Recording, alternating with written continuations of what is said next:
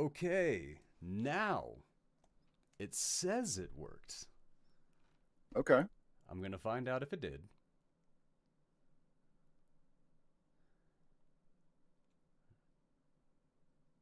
It did.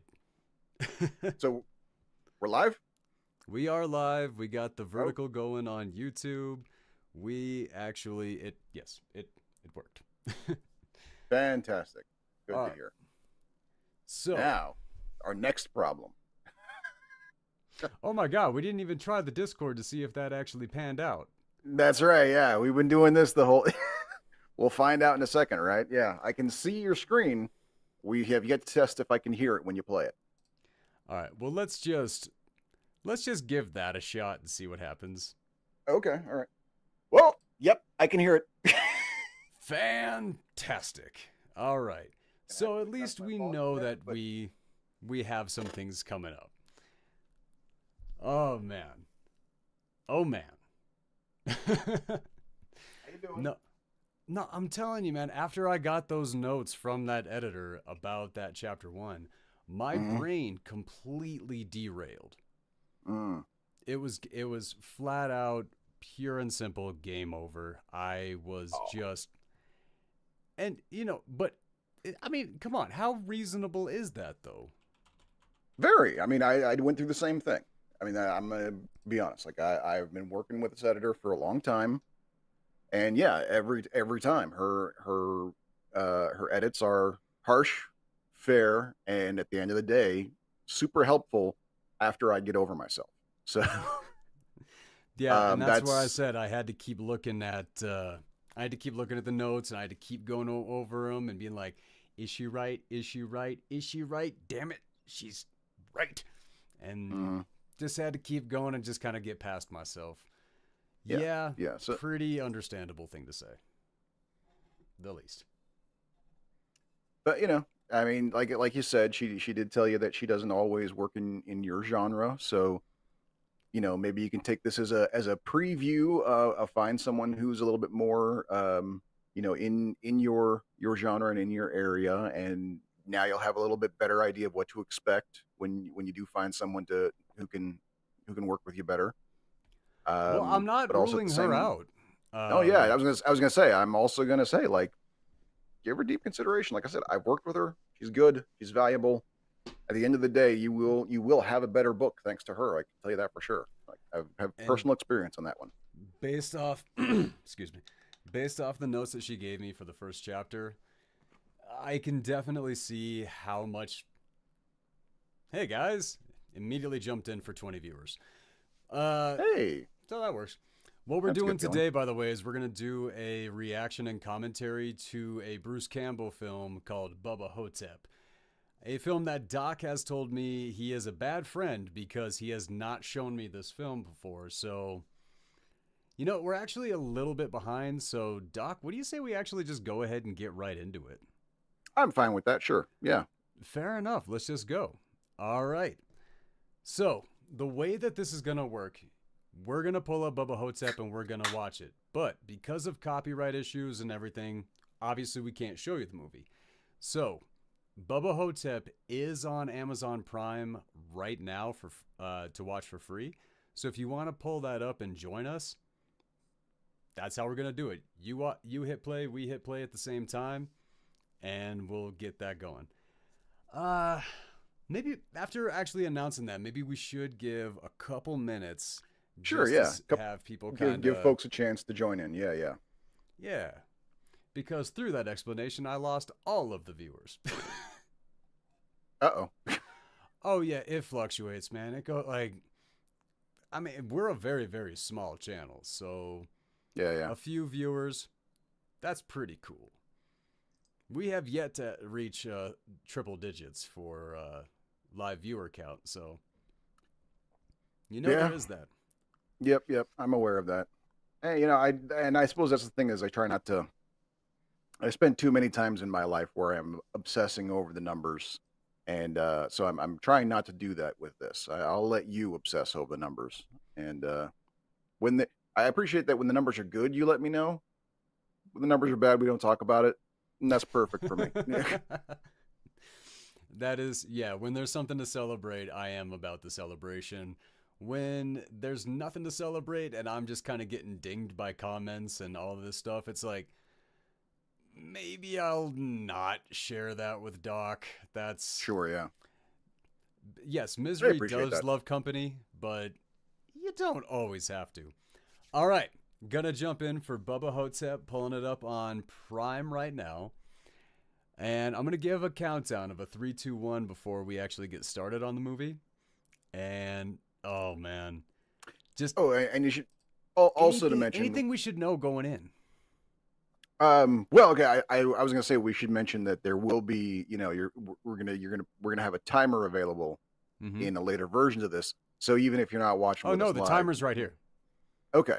But so even if you're not watching live, you'll be able to like get this video and watch it later. That's also another thing we should let people know. So if you want to watch it later, and with our commentary along the side, we'll have a timer set up so that you can play along. Oh yeah. But as far as what to know, gosh, I don't know. I saw this movie in the theater. They did a one night only showing at the movie theater that was literally like a block away from where I lived at the time. I was so happy about it. It didn't sound like a kind of movie I was super excited of, but they did promise that Bruce Campbell himself would be there to present the movie. And so I was like, well, I've got to go. Was he? When he was not. Ah. Instead we got a video from him apologizing why he couldn't be there that night, which he then, as a joke, ended the video with him pretending to get a phone call from Sam Raimi saying they were going to make Evil Dead 4 and running off the camera, screaming, "Yay!" It was pretty funny. I'll give it that. That is actually really funny. Yeah. But yeah, so I was there. I was kind of stuck with it, and then it turned out the movie was super fun. As soon as it became available on DVD, I bought it, and like I said, I have owned it since before I met you. And it's weird that I never showed it to you before because I am certain that this movie was made specifically for you, Brad. That makes me really excited to see this because there was one other time that somebody had said something along those lines to me. And it was when this campy new show came out called Supernatural. And my buddy Tommy, we were actually over in Kosovo, and we were like stationed over on a mountain. And he told me, he's like, "Have you seen Supernatural?" I'm like, "Nah, man, never heard of it." He's like, "Watch it. You're in the show." And I'm like, so I got really curious, and I watched a couple episodes, and I was like, "Hey, man, which character?" Right? Yeah. Who am I in the show? You need to tell me, right? And he's like, "After 3 seasons of watching this show, you're Dean, dude. You're so Dean. Like the responses, the facial movements, everything like that." And I'm like, I feel cooler than I have in years off of that one thing. And then a few years later, somebody else was like, "Man, you're like Bruce Campbell." I'm like, it's the big teeth, isn't it? That's really the one that takes it. It's the very square jaw is what, like, the fact that you just kind of like your very sharp angle right here. That's really what gives it. You know what? That's something that I actually hate about myself because I remember there was an artist that we both know. His name's T.L. Steinbrenner. Steinbrenner. There you go. He was telling me, he's like, "I like to draw my friends and all that," and he drew like everybody. And then I was like, "Hey man, you gonna draw me?" He's like, "Oh yeah, real quick." And he just pulls up a comic book and he hands it to me. He's like, "You look like the hero. If I were to draw you, it would be Clark Kent. It would be Hal Jordan. You're so boring." And I was like, this is the greatest diss compliment I've ever been given. Yeah, that was TL, man. He could really like gleefully tell you right to your soul what was wrong with you and kind of make you go like, okay, did he mean to insult me? Because his tone suggested he was trying to compliment me, but it hurt a lot. That he a master class in passive aggressiveness. Yeah. Just Yep. chef's kiss. I could never do it like that. I can't be passive aggressive. Every time I've tried to be passive aggressive, I just wind up being aggressive in a bitchy way. Passive aggressive does not work for me. But all right, that's enough of the preamble. Let's get in on Bubba Ho-Tep. All right, pulling up the movie now. All right. And when residents of their nursing homes start dying of dubious causes, an aged Elvis and African American senior who claims to be President John F. Kennedy discover that the perpetrator is an Egyptian mummy with murderous intentions. That I, t- sounds I awesome. I totally forgot. So it's like, and for this is the kids out there. You said if there's something we needed, I should say beforehand, and I completely forgot to talk about the movie. Um, for the kids out there, some of you need to understand that there was a time in the 80s and 90s in Kids. which whether or not Elvis was still alive was a matter of hot debate. Like there were people who truly, truly believed in their heart that Elvis did not actually die the day he died, that he was just in hiding somewhere because he decided he was tired of being a celebrity. Nah, This is a he movie went that home. okay. This is a movie that presumes the rumors are true, that Elvis actually didn't die, and in this movie he is, well, they do kind of suggest that maybe he's just a nutcase who thinks he's Elvis, but you kind of over time it feels like the movie's trying to tell you, no, he actually is Elvis. So, Okay. I'm excited for this one. Especially I took a look at the cast. Set aside from Bruce Campbell, Ozzie Davis is the one who like the aged like you got Bob Ivy playing Bubba Ho-Tep, Ella Joyce as the nurse, and Heidi Marnhut as Kayla. We just got to get started on this. Are you ready, Doc? I am ready. All right.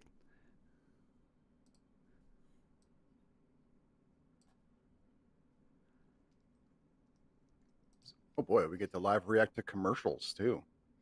Well, yeah, but that actually makes it a little easier for me because I can set the timer when the commercial is off. There you go.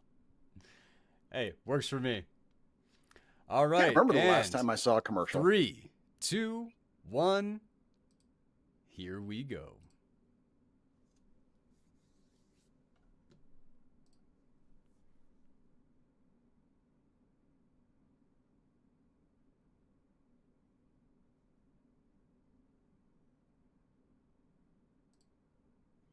At some point, I'm hoping.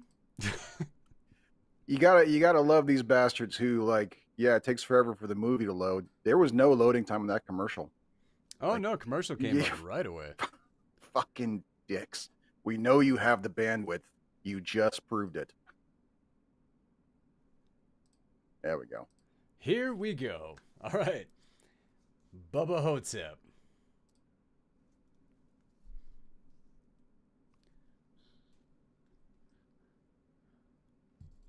Ho-Tep.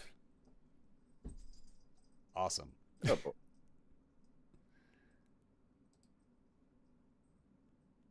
Hmm. You know, seeing a problem. Yeah, this might be an issue. You want to try to switch the Discord? It went really easy for you, or when it was yours. I might be I have overwhelmed. no way of playing it. I've got my DVD here. I have no DVD player yet. Oh, you don't have Amazon Prime? No, God no, no, no. I got Netflix and that's it. That's the only thing I spend money on. Wow. Got to figure some of this out. Let me.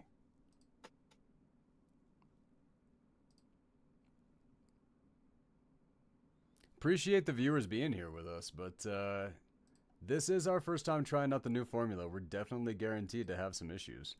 Just didn't think this was going to be one of them. Okay, that's a negative. I do not have a backup I can play. Yeah, I'd have to. Yeah, my DVD player is connected to a TV and isn't computer compatible. So yeah, wouldn't be able to do that. Short of just aiming my webcam here at the TV, which I don't think we're allowed to do. I'm wondering can you do Amazon Prime through Discord? Is it like picking up the fact that we're having issues? I don't think so. If I were to guess, I would think it may just be a bandwidth issue in the very nature of the fact that, we're streaming and teleconferencing at the same time. Adding a movie stream to that probably is just making your internet angry. Fair enough, but right now it's working, so Okay. we're gonna give it another shot. All right, and here we go. In so sorry, guys. 3, 2, 1.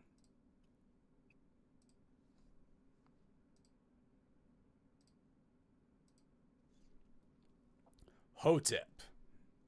Noun. Relative or descendant of the 17 Egyptian dynasties, 3100 to 1500 BCE. Family surname of an Egyptian pharaoh, king.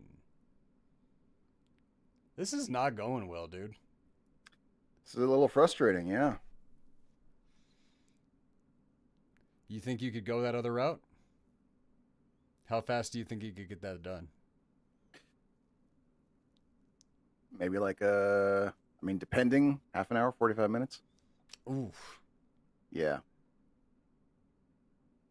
Which, thing is, I should have thought of that. I should have prepped for that. That's on me. I should have thought of that yesterday and been prepared for it.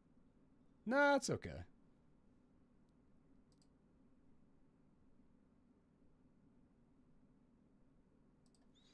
All right, I have an idea. Okay.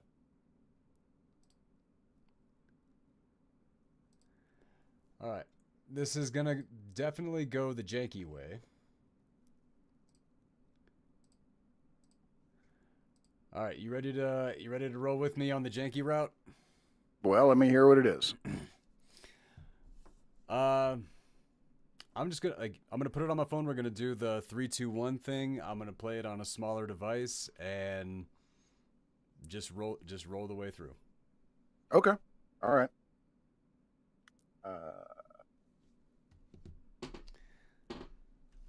But that means I'm gonna have to be doing the fun thing. 2 headphones. Oh, okay. All right. Now we know he's serious. He's got extra headphones on. Hey, if it has to happen, it's what's got to happen. It's like you're one of the pilots on the luxury ship on Fifth Element. You know what is actually really funny about the Fifth Element? I was thinking about this actually like 4 days ago, which is really really random.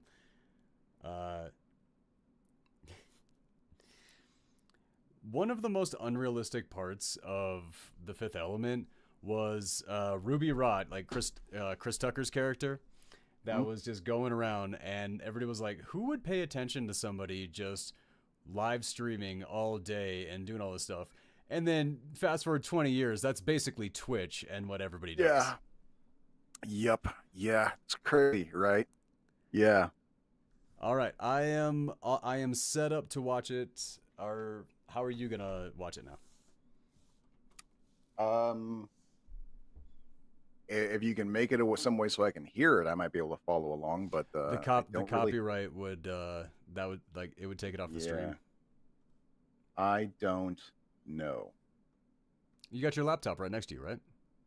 Yeah. There's no D drive? Nope. I got no DVD player on that thing. You don't like nobody in your family, you guys don't order off Amazon or anything? No, well, I mean, yeah, we do have, there is an account in the household. I do not have access to it on any of my computers because I never used it. Oh. I would have to basically get signed up. It's connected to the TV downstairs. That's it. That's the only place. So I could sign into it, but it's not mine. I would have to go get a password. I would have to go through all that authentication stuff. Which one's gonna be the faster route?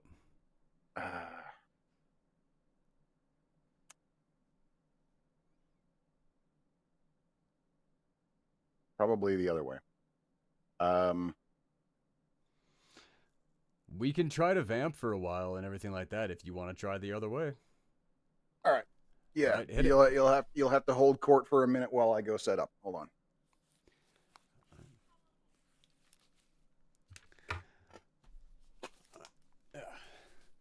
Well, with some technical difficulties, we are going to be taking a little bit of extra time to figure out exactly what we're going to be able to pull off for this. For some reason, which when we did this yesterday, the movie that we did this yesterday was Indian in the Cupboard. We had no problems. We had absolutely no issues. We were able to go with it, but we weren't using a streaming service to watch the movie that we were covering. We were just using it over Discord and a movie that we owned, and we didn't have to stream. This is turning into a little bit different of a process. So, I guess with a little bit of vamping, I'll tell you guys what happened with the book. So, a lot of you guys know that I am and have been working on a book called Ryuki's Way for a little over a year now. Well, I finally pushed it on to some editors one editor. And the editor that I heard back from, she went through the first chapter and dang, she absolutely tore it to pieces. She shredded it. It was not well received, which very understandable. One of my beta readers brought up an author from the past and said that if a modern editor looked at that person's writing style, they would tear it to shreds, and they wouldn't really be able to do anything but say this isn't the modern style, this isn't what people are accepting. So for one chapter, I got 7 pages of notes, and every time I read a new line of something I did wrong or something that wasn't right or something that the editor didn't understand, my heart just kept sinking until it fell right out my butthole. And then getting the price tag of, yeah, this is going to be a few $1,000s to edit the book, go through this, absolutely soul crushing. I do not have that money. That's going to take me a long time to put that kind of money together to be able to spare. So, it's it's a pretty disheartening day. And trying to overcome that and trying to push forward, and I'm definitely going to. I'm going to push forward with the edit, but what I was going to do today is I was going to read the second chapter of my book. But like I'm saying, when I got those notes, that crushed me in a way that I was not ready for.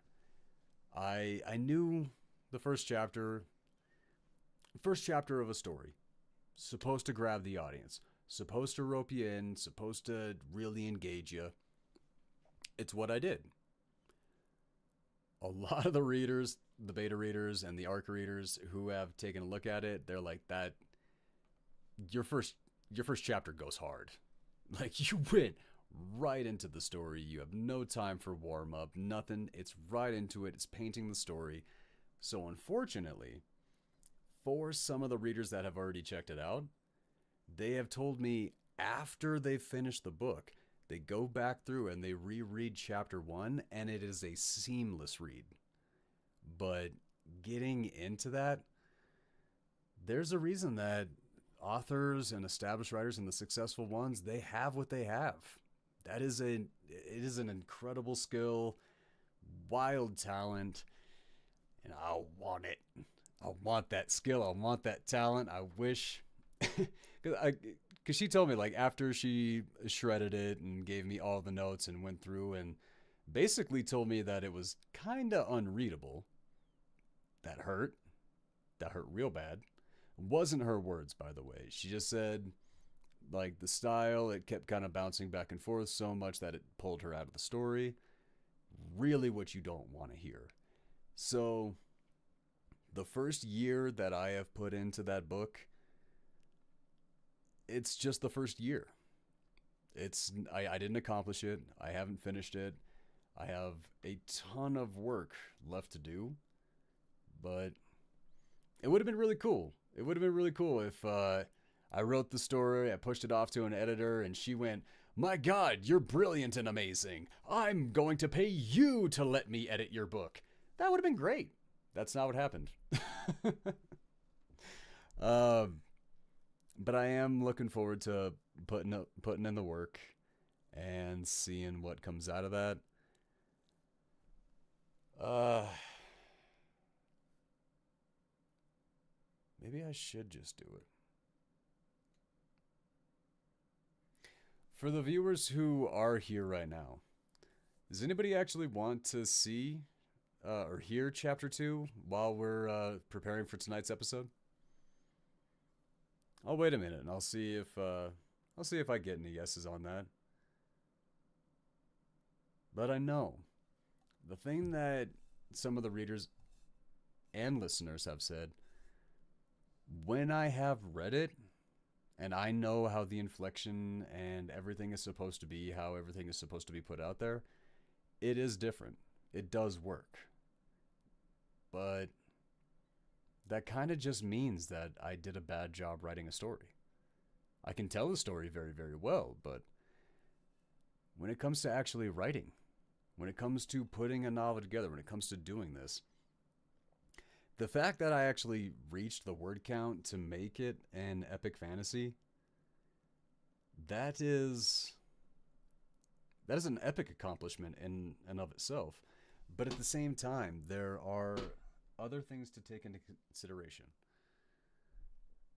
Number one, some books are 250,000 words. Mine's not even half that. So when the editor comes back and I put in all the work and I expand, I change, I develop, whatever it's going to be, I know that this story is going to be an incredible one. In the end, that is the one thing that I know for absolute certain. Whether it's become successful, whether I'm successful, whether XYZ, none of that stuff matters. I know that the story is amazing and I am going to love the story forever. But if I want to be successful and I want the story to get out there and I want people to actually appreciate the story for what it should be and not just, hey, check out my ego and look at what I put on paper. Oh, we got other ways to go. All right, we're seeing Doc. Wonder what he's up to. Sorry that this didn't work out. Something is going on with my internet out here, and I think it's really, really lucky that we actually are able to stream as well as we are. Ah, to hell with it. Ryuki's Way, Chapter 2. I'm just dumb enough to do this. What do you say, Iris? Do some reading? Ryuki's Way, Chapter 2. Henley and the Jaga. Fukuoka, Japan.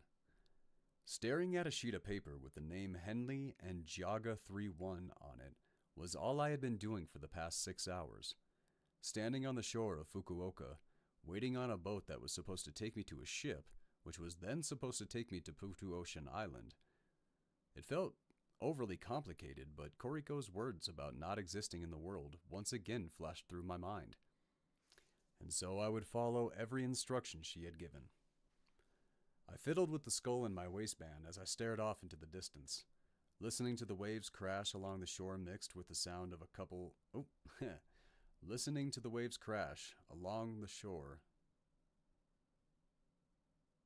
Interesting. Listening to the waves crash along the shore mixed with the sound of a couple locals arguing about whether a fish was too small to keep or not. Then they arrived. 3 very large, very hairy men approached in a small boat. The smallest of the 3 said something to the other 2, and they stopped rowing. He waved to me, and I responded by holding 3 fingers up in one hand and 1 in the other. "You got something for me?" he shouted across the water in Mandarin while the 2 others remained silently staring at me. I tucked the paper back into a small pocket in my waistband. held up one hand with 3 fingers showing while holding a single finger high in the other. The man said something to the other 2 that I couldn't hear before they approached. He extended his hand, motioning for me to give him something, so I quickly pulled the paper back out of my pocket and handed it to him. He eyed it over with a red flashlight, nodded in approval while waving me on board, and I jumped in the boat. "You're just a kid," the biggest of the 3 said in English. "What are you doing here?" I stared at him, quickly trying to remember how to speak English, but struggling to remember the right words. He looked back at me, waiting for a response. "Am I the asshole here?" he asked the other 2. "I mean, come on, look at him. He's a warrior," I said to the man. He boasted an enormous laugh, and then we rowed the rest of the way in silence. It wasn't a long journey, as the shipping vessel that would be carrying me was currently loading at another dock that wasn't too far away. We were hoisted up once attached, the davits creaking as we climbed closer to the deck, and an unfamiliar man stared at me as we did so. "Ryuki?" The muscle-bound man that must be the captain called to me through a heavily peppered beard. "Is that really you?" This confused me. I had no memory of ever having met this old man before, but I'd been told to show him the most respect that I could, so I nodded politely. He furrowed his brow, gave me a smirk, and then walked away before I could reach the deck. I caught sight of him once more and tried to walk over to introduce myself, but was halted by the 3 who brought me. "This way first," said the Mandarin-speaking man, shoving papers into my chest as he did. "Anyone with a badge talks to you, show them this. And you go on like you can't speak, yeah?" I nodded without speaking, to which he smiled in response before turning to lead me. This smuggling vessel was meant to be my main source of transport. It did put me on a schedule, but I had faith that I would meet it. I was passed off from one man to another as we made our way through the bowels of the ship, until I finally arrived at a man who was watching me from the deck. Captain Henley. He dismissed the others, and it was then just the 2 of us. As I examined the man, he returned the favor, peering at me with intensely blue eyes that lie under a weathered beanie. He was a large man, with white hair and a peppered beard. The rest of him was covered in black and brown waterproof clothing. The only thing that wasn't waterproof were the tan leather gloves that he took off and placed in his back pocket, revealing a broken watch with a leather band. "Please sit down," Henley said in Japanese, offering me a kind smile as he swung a metal door open. "Let's talk a bit." "Thank you very much, Captain," I replied, unable to hide my surprise. "You don't remember me. That much is clear. But we've met before." His gaze turned stern and his clothing squeaked as he found a seat in a brown leather chair. "First, before your family was taken from you, and then I was the one who brought you to your grandfather in Koriko." "I apologize, Captain," I said in heavy confusion. "I'm afraid I don't remember you." "That's to be expected. You didn't see much of me," he replied, keeping his stern expression. "At that point, and with what you had just gone through, we believed it to be too big of a risk to our operation to reveal our faces to a traumatized child. I'm sorry. You shouldn't have been left alone." "You knew my mother," I shot out, cutting him off and quickly bowing my head in apology. "I'm sorry." "You're okay, son," he offered. He seemed a much kinder man than I was ready for. "I've known your now dwindling clan for going on 38 years, and I plan to keep that relationship as strong as it is with those who remain. In fact, do you know how many of you are there? Do you know how many of you are left?" "Less than 10, Captain," I replied grimly. "I see," he said, examining me for a moment before shifting tone. "Look, the men aboard this ship have earned their place. You will stay away from them and out of the way as much as humanly possible. Out of respect for your clan, I will be giving you my quarters. It has everything you're going to need save food, but I will have that brought to you every day. Do you have any questions for me?" Instinctually, I went to reply no, but I hesitated to make sure I didn't, as I didn't want to disrespect or bother this man in any way. The only questions I had were about my parents, but I decided to earn his respect before asking, so I held my tongue. "I do not exist," was all I could think to say, and it was met with his piercing blue eyes widening and his jaw dropping. "Shit biscuits," he said before filling the room with uproarious laughter. "All right, son, I'll leave you to it. First trip is going to be a short one. Less than half a day and the fires are already burning. Not much time to rest, but if you feel like watching a movie, there's a collection on the shelf over there." He pointed to a small cabinet filled with many titles I couldn't read, but the pictures on most of them looked like martial artists. I turned back when I heard the sound of the door being opened and saw him leaving. He paused for a moment before turning back to me, not with a tear in his eye, but looking like it was about to happen. "Your mom said the same thing to me the first time I met her." He forced a smile. Sorry. He forced a smile and closed the door. I stared after him in pure confusion for a bit too long before breaking to look around the room once more. I sat down on the bed and almost melted into how comfortable it was, especially compared to the hard ground I'd been sleeping on. I took one more look at the movies to see if there were any words that I could make out, but I couldn't read English. I thought about how I was supposed to learn to read that language the following year, had I stayed home, but that didn't happen. I reached into my bag and pulled out the remains of Yako. Running my fingers through its lower jaw, the skull loosened, wrapped itself around my wrist, and up the back of my hand. As I moved to clench my fist, the hide climbed inside my palm to be gripped, and the same katana that formed when Zenko had guided me was in my hand once again. I smiled in admiration at the conjured weapon. Releasing my fist, I allowed the hide to return to its apparent standby form, clenched again to be holding a warhammer. I repeated the process a few more times, got reminded of something the captain had said, and stared at the metal door. "Shit biscuits?" I said aloud, wondering what it could mean and why my mother would have said it. Her coming to mind may have been the worst thing that could have happened. I looked back down at my hand to see the weapon had shifted with my thoughts to the face of my mother, and she was staring back at me. I wanted to let go, shake my hand and release the weapon from myself, but I didn't. I just stared back at her and cried for the remainder of the short trip.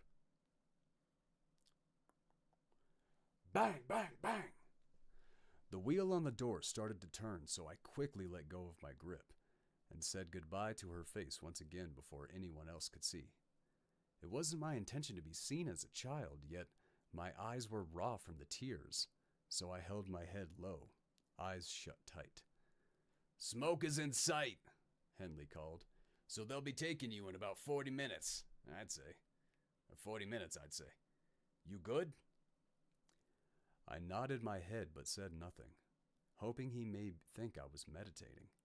He left a tray of food on the floor and stood there, observing me for a few more moments before deciding to move on. He took a couple steps into the room, pulled a movie off the shelf, and dropped it on the bed as he walked out. While he walked down the hallway, I faintly caught just one word. Kid. I hated that. I turned the light on, quickly scarfed down the rice, beans, and sausage he had left me, and pulled myself into focus. Realizing I was still holding the remains, I tucked the hide into my belt and let the skull hang loose by my side. I took a good look at it and decided to push the skull further into my waistband, hiding the skull, but allowing the fur to hang down. "You'll draw less attention this way," I said, satisfied with myself and liking the way I looked. I tried to clean my face by rubbing my hands across it, but wound up feeling the warm sting spread throughout. Great, now it's not just my eyes that are red, but my whole face. I shook off the thoughts of vanity and left the cabin. Climbing back up through the ship, I avoided everyone's gazes and did my best to do as I said I would. Not exist. I bounced off a large man that was backing up, carrying something with another similarly sized man at the other end, and nearly caused them to drop it. I wasn't off to a great start in the way of staying out of the way. The man huffed an angry scoff at me and motioned towards a staircase. I nodded and bowed an apology before running towards the steps. I saw daylight when I looked up, so I rushed up the stairs, out onto the deck, and met the salty sea air. "Wrong side!" a voice I already knew called. "Over here!" I saw the man who voiced his concern at my age waving me over to him and the other two. It looked like these three were going to be... Wow. It looked like these three were going to be the ones to ferry me once again. I maneuvered the pipes and railings as I made my way to them, noticing the dark cloud rising from beyond where I could see along the way. "Oh," I said. My jaw dropped when I saw what they had done. Almost half of the forest on Bubba Island was in flames, with all the boats fleeing the island except us. The monks of the island set a fire to force the tourists to leave and mask the presence of the next adversary. This time, I would face it alone, claim my first kill, and finally cut the hair that had begun getting caught in weird places. And that's chapter 2. Like I was saying before I started reading, I sent the first 2 chapters into an editor, and I heard back. And that editor shredded chapter 1 and just absolutely destroyed me. But when I go back and I do make the changes that editor proposed and I actually put in the work, the end result is going to be very, very good. For me. It's a debut novel, so if it's not the worst thing you've ever read, I'm going to call that a win. All right, we're still waiting on Doc. For the viewers that are here, yay or nay, do you think I should kick on to chapter 3 while we're waiting for Doc? Or do you just want to hear me continue to vamp and... Oh, wait, Doc, are you here? Man, I see a shoulder. All right. Current audience, yes or no? Should I keep reading? What is he doing over there?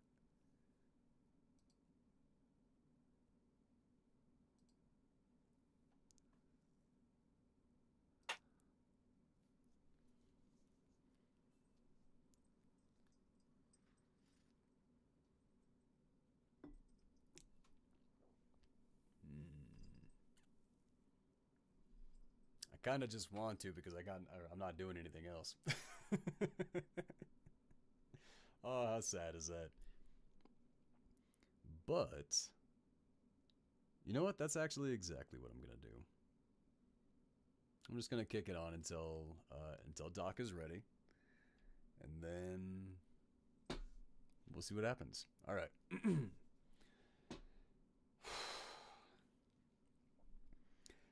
Ryuki's Way, Chapter 3. The Ritual of Baigu Jing. Ooh, hey, that's misspelled. Putu Ocean Island, East China Sea. The four of us rowed our small boat. Our small boat to a sandy shore on the east side of the island, where we were met by 6 monks in white robes and no one else. As we rowed closer, I was able to catch sight of the detailed embroidery of bones on their robes, and knew for certain they were the ones who worshipped this thing. One of the men threw a rope to the monks and they guided us in. Before we arrived at the dock, I turned to the others in the boat. "Tell Captain Henley I'm sorry," I requested, only to see 3 confused faces. Accepting a robed man's white-painted hand, I was pulled onto the dock, leaving the others in the boat to head back out to waters and give Henley my message. None of the men around me revealed their full faces, keeping their identities somewhat hidden, making me wonder something. "Can you see under there?" I asked, showcasing my ignorance as I wiped the streak of paint from the man's hand onto the side of my leg. How can you navigate this fire like that? The island's remaining monks turned to one another, seemingly exchanging looks underneath their hoods, with a couple of them shaking their heads. It took me a moment because the bright sun was making their white robes almost too much to look at, but I was able to make out they also had gold embroidery in as well. Gold embroidered in as well. One of the monks stepped up to whisper in the ear of the one who I... The amount of times I've pulled editing, some of these things hit me. One of the monks stepped up to whisper in the ear of the one I spoke to. He turned his head to the other, giving a single nod. Are you here as a scout? The monk who stepped up asked over the shoulder of the silent one in front of me, doing nothing to mask his concern. Do you have a master in tow? I am all, I said in response to the wealthy monk's question, mistakenly allowing my disgust to show. I am enough. I watched as the five in the rear erupted in a debate and anger over having set their island aflame, only for an arrogant child to arrive. The sixth, however, the one standing directly in front of me, said nothing, but examined me while the others squabbled. Thank you for your presence. A very deep voice erupted from the man. This should never have happened. All of the others quieted themselves in response to him speaking to me. I knew what was requested for, but I knew next to nothing of the monks themselves, set aside from how evil they were. I allowed myself to be led by their actions and treated this man, who was clearly the one in charge, with the respect demanded of me. May I ask that you explain what did happen? I requested. The man turned and motioned for me to walk with him, the other five moving out of the way and then leaving us entirely. I was glad for that, as he was the only one who was treating me as a warrior here to do a job, not a liability. Pirates. He let the word drift across the waters as we walked toward the burning forest. She was being transported, after we determined it was appropriately safe, of course, to another sacrificial feeding here on the island. I could feel the monk's eyes travel to examine my reaction, clearly expecting disapproval, but I had been informed ahead of time and had made peace with what I had come to do. The important thing was that none of them realized before I was done, and it would be better if none discovered after either. Something clearly went wrong, I said, pushing forward. It may be important for me to know. What was it? The message that was sent out. Everyone that was in the chain got the message, but there were foreigners. The pirates I spoke of, and they believed the message they intercepted to be superstition. A gust of wind sent the flames from the forest too close to the monk, and he jumped back in response, gaining some space between him and the flames. Even though he moved quickly, it wasn't quick enough, and the two of us patted out the flames on the side of his robe. Thank you, the monk said, sighing in relief before continuing, rubbing the white paint on his hands off on the robe heat, as he pouted over the damage the fire had done. They attacked the ship and angered her. Her feeding began early, as she fed on the pirates and those who remained of the crew. We recovered the ship and determined she was in the sea, continuing on her path here. It was then that we requested assistance from your clan. I thank you for your swift response. How long do you believe before it arrives? I asked, looking into the raging flames, ignoring the monk I knew I had just offended with the slip of the tongue. From where she was last spotted, he said, showing he was as offended as his type of monk was allowed to be, and really emphasizing the she in his words. She is expected within the next 3 hours. What is it you are planning to do? Escort, I said, knowing that I was finished with the conversation and hoping he understood as well. I thank you for your guidance. I will continue alone from here. The monk lowered his shoulders and stepped back a little further, but looked as if he had no intention of leaving, especially as he watched me slice open my chin with a small blade. I didn't think it would matter, as once I stepped into the flames, I was sure he would not follow. The monk's jaw remained dropped at the sight of my self-inflicted wound, which I thought was odd, as I was sure they must have seen and done much worse. I pulled one of the 3 remaining pouches Koriko had made out of my waistband. Oh, I should say from. Discerned that it was the correct one, and readied myself by pouring the blue-gray powder into my hands and rubbing them together. Placing my now dust-covered hands together at my waist, fingers pointed down, I spread my hands apart, raising them until they were parallel to the ground. I flattened my hands, palms raised to the sky, and forcibly brought them together at my chest with a loud clap. Fingers still pointed to the ground, my hands were catching the sweat and blood dripping from the open wound on my chin, and beginning to emit a slight blue light. Watashi no mano ni yukurete anata no mano de watashi no mamote kudasai. I clapped my hands together, and a cloud erupted around me, slowly settling a few feet above, drenching me with cool water. I closed my eyes and drew in my new, refreshing surroundings, now securely protected from the heat that danced before me. I turned to the monk, whose face I could now see as he lifted his head high enough to be able to look at me without looking through his cloth. His eyes wide as the water rushed into the cut on my chin, sealing the wound. I knew they couldn't see. I bowed to him once again, turned to face the flames, and hoped the spell would endure. The mist did its job in keeping the flames at bay. Koriko had done well to prepare me for the journey of my warrior's rite, but I was foolish enough to have lost almost everything she gave me in preparation when Yako pulled his deception.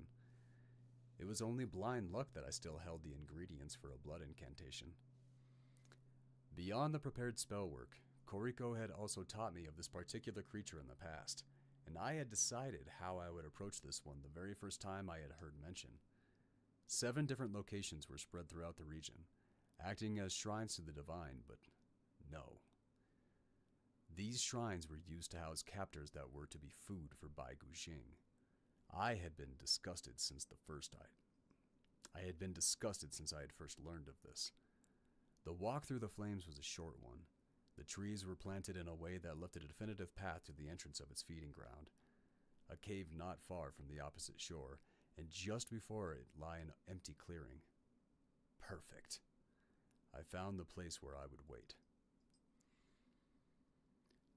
The island monks were aware of the fact that I knew this location, as the request was to keep the spirit away from the main shrine and ensure it would arrive where I stood. The request was also to guarantee the safety of the 6 that had met me, which I believed doable. Will she come soon? Whoa, is it raining only on you? A young man's voice called out from inside the cave. I'm sorry, I shouldn't be here, huh? I turned to see a young guard, most likely the most disposable of the bunch, left behind in case it was still attacking all it saw. I felt bad. He looked like he was just about my age, but also like he didn't belong. He seemed far too innocent to be here. Go back inside, I said, staring daggers at him. She's coming. Right, he eagerly said back. Sorry. I looked beyond the fire and out into the waters, knowing full well I had no idea when it would arrive, but I did know that I didn't want him distracting me while I searched for it. He also seemed really friendly, and I knew it would complicate things if I happened to like him. Finally, I saw a head bobbing in and out of sight as what looked like a woman began surfacing from the ocean water. The waves and water did nothing to affect her, as she was not a human woman, but this was the bone spirit known as Bai Guxing. Completely dry from the water and passing through the flames with ease, she wore a very pleasant smile across her face as she neared me. As she approached, it was clear she didn't see me as any kind of threat, but instead as the welcome party I was intended to be. She paused when she met me, and her smile grew wider. Thank you, it said with a voice that crept up my spine. I took my shot the moment it was in range. Clenching my fist, I gripped the hide, and Katana's blade shot right through the creature. However, where there was supposed to be damage, there was nothing but rotted bone. It laughed, showing it felt no pain from what I had done. Instead, it reached over for me, hand extending into long bone claws that were closing the gap on me too quickly while the other hand gripped the blade, holding me in place. After a momentary panic, I released my grip and the blade disappeared as well as Baigu Jing's hold on it, sending me falling backwards. I gripped the hide once again as I landed on the ground, rolling backwards to give myself some distance, and rose with both hands holding the hilt of a warhammer. She cocked her head to the side and smiled, mocking me. Its arrogance served me well. It approached me with no hesitation as I had already begun building momentum for my attack by swinging my entire body completely around before smashing the creature alongside its shoulder, sending it flying into the cliffside that hid the cave entrance. In an attempt to follow up with another attack, it lunged at me while I was mid-swing, tackling me to the ground and slashing at my sides. I quickly shifted the hammer to a gauntlet that covered my entire hand and swung for its jaw, missing and connecting with the top of its head, but ultimately effective. Baigu Jing landed next to me in a momentary daze. Before it could recover, I climbed to my feet, summoned the warhammer once more, and began bashing it to the ground. I stopped a couple swings after I saw it had stopped fighting back and stumbled backwards, taking a moment to catch my breath. "What have you done?" the young guard called from behind. "Why would you do such a thing?" I let go of the warhammer, reforming it to match Baigu Jing's claws that had been reaching out to attack me just a moment ago, and thrust them through the young man's chest, effectively ending his young life. There was no other way, especially now that he had seen what I had done to what these monks worshipped as a deity, but it was still something that saddened me to do. "Who?" I screamed out, thinking I had defeated my enemy and was left alone. Taking a moment to grieve for him was foolish, as my grief was immediately interrupted by teeth on my neck and my arm being slashed to ribbons by Baigu Jing desperately trying to remove Yako's remains from me, which was foolish of it. The pain was awful, but it didn't last long. The mist around me was quickly dissipating as the water was rushing into and healing the wounds the creature was making, while also dropping on it like acid rain. Realizing its situation, the creature screamed in pain as it tried to get away, but I quickly grasped it by the top of its head, and our ordeal had nearly finished. Having reformed the katana, I cut its limbs away one after another until I was holding only the head and torso of Baigu Jing, its pieces littering the ground around me. If it had blood, I would have been covered in it, but this thing was nothing more than a hungry remnant. "Stop it!" I yelled at the creature, shocking it from its tantrum. "Now! I want you to answer a question for me." It looked back at me with a moment of confusion and then shrunk to a smaller form of itself, complete with all of its limbs. It now held the form of an innocent young girl, now looking at me through eyes filled with tears. "Please don't hurt me," It whimpered out in a child's scared voice. "I don't know what happened. I was attacked and I lost control. Please, I'm hungry." It looked at me in hopes that this form would solicit sympathy from me. The unfortunate truth was that if this had been my first task, it may have worked.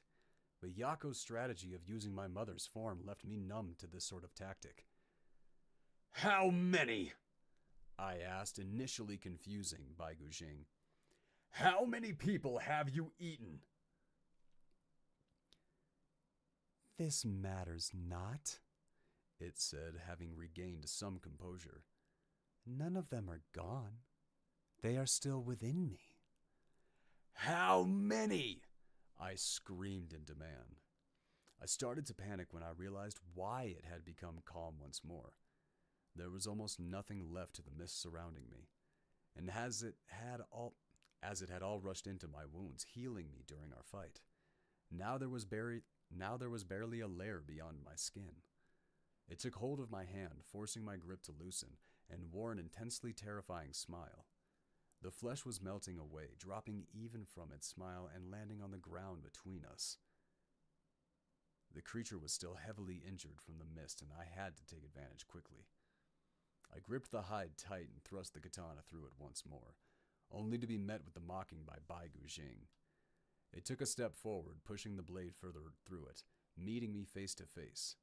It was so close that the aura of mist around me was still burning the creature, and yet it seemed to have no care.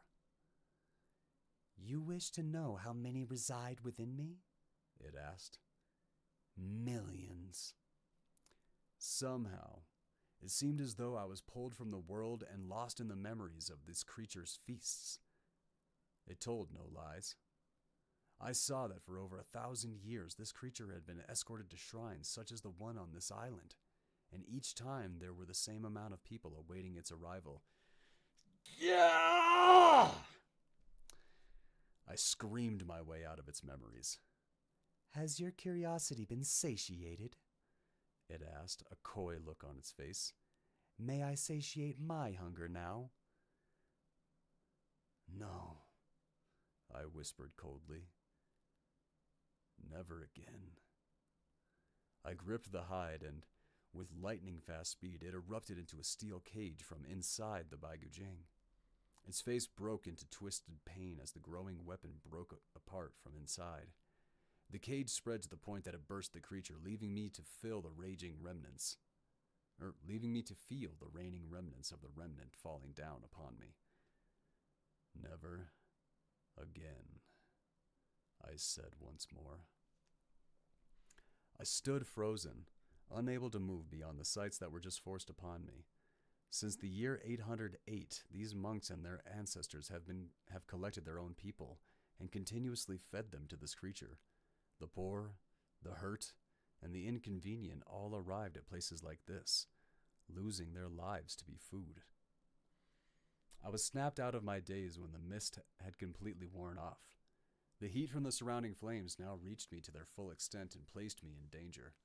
I grabbed the dead young guard by the ankle, tucked the skull into my waistband, and retreated into the cave for the next steps of my plan. Dragging the dead guard into the cave, finding that it quickly turned into a dungeon, I began seeing all the faces of what I knew would be counted as 200 would-be sacrifices in total, staring at me with nothing but fear in their eyes. The task before me was to earn the trust of those who had been lured by monks, those most people would believe to be truly trustworthy, only to be used as a sacrifice. How could I show them they were safe with me was all I was wondering. I took the keys from the young guard, and cell by cell I unlocked the doors, but no one in the cells even tried to move. Collectively, the 200 of them could have easily taken me, had they even tried, but there was a mixture of fear and curiosity. "You may stay on this burning island if that is what you wish, but I am leaving, and you are welcome to leave with me," I said, turning my back to them, thinking that by opening myself up to an obvious attack, they would know that I was an ally. "Follow me." The quick sound of whistling was interrupted by a heavy thud on the top of my head, forcing me to the ground as the world around me started spinning. I looked up to see a man had grabbed the young guard's polearm and, thankfully, only had chosen to smash me with its blunt end. "Enough of your lies," he growled at me.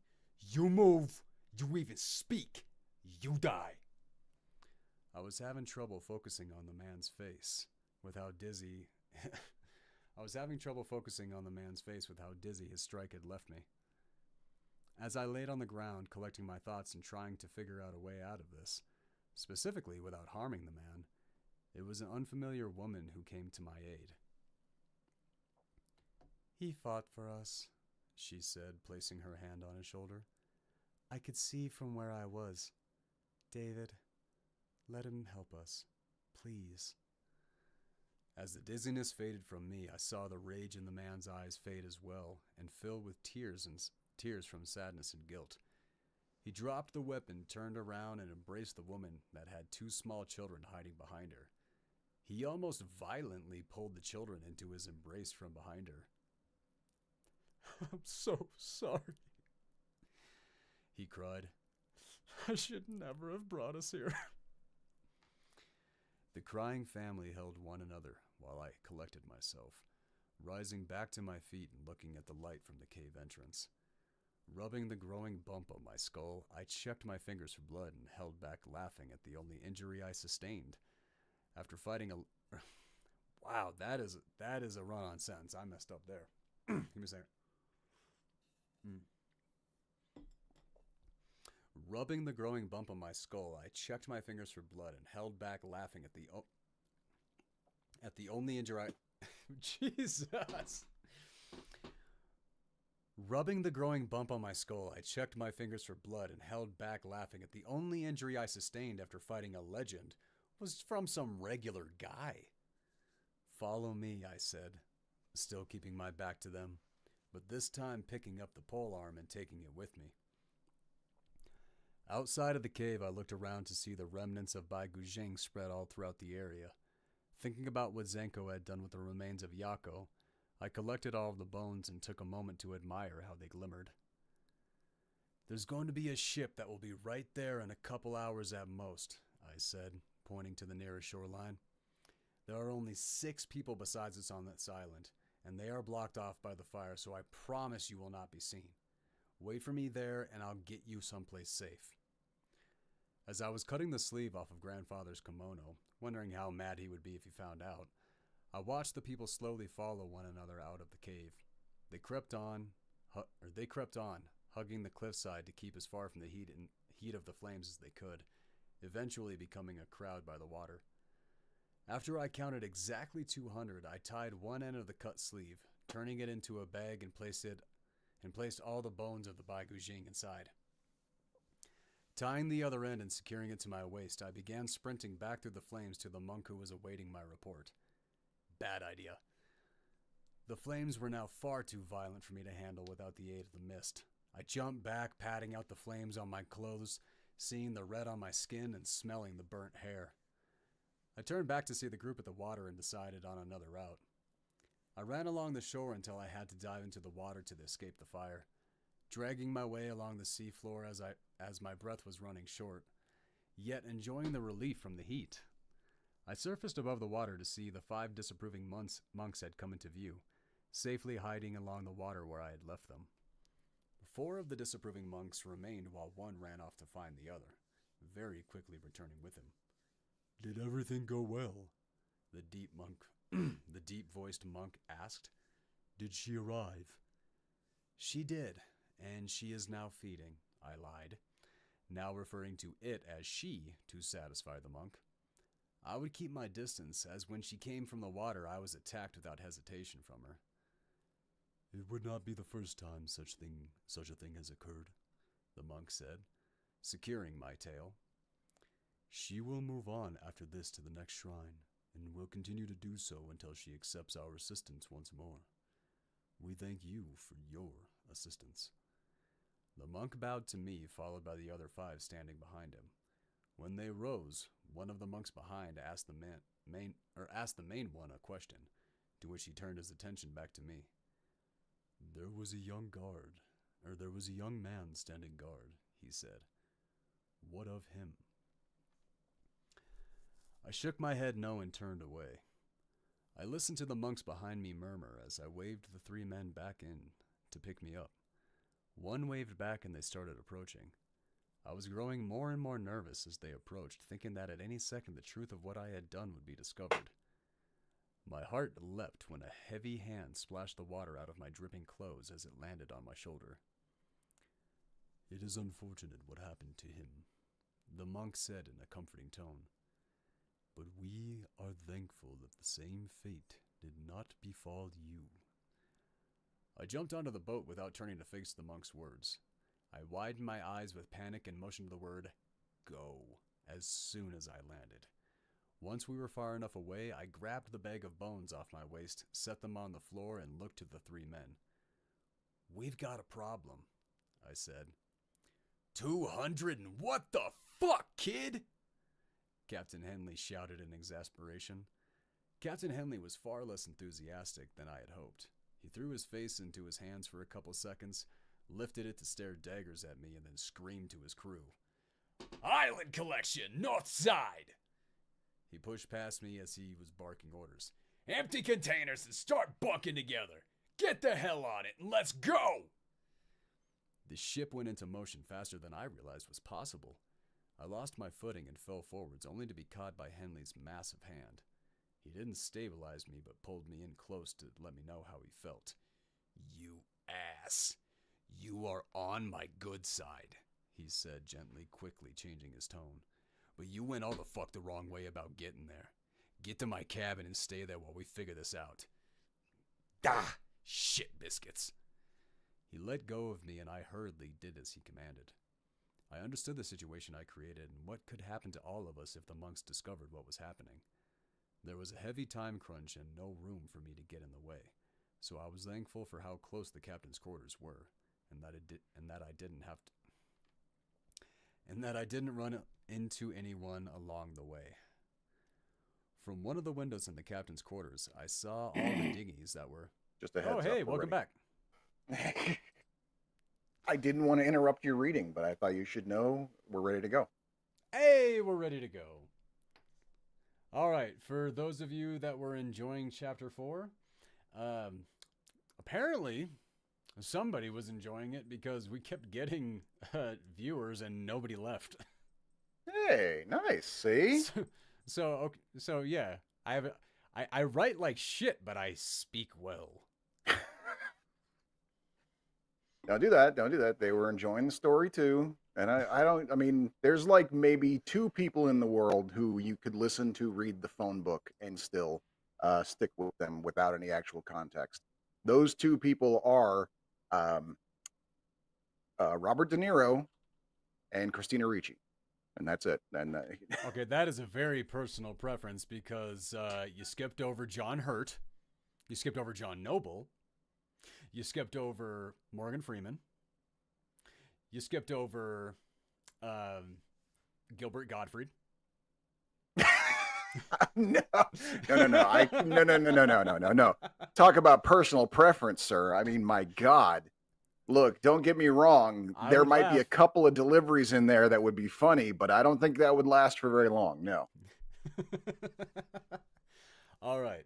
So maybe when he got to the, to Chinatown and was like doing like the hungs and the dongs, that would be pretty funny. That would I would. Yeah, I could see. Yeah, I could see how that could get funny. All right. What is this? Weird. Are you finding random things in your own home? That's That is not an unusual thing in this house. Mm.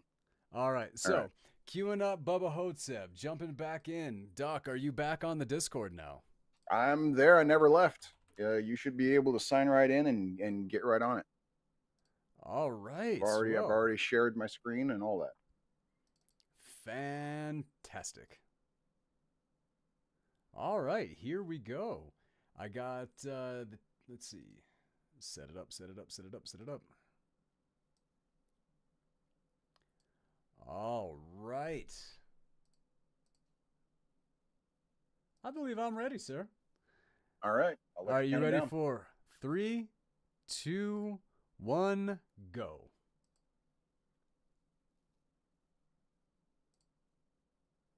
All right. Ho-Tep, relative or descendant of the 17 Egyptian dynasties, 3100 to 1550 BC, family surname of Egyptian pharaoh, king.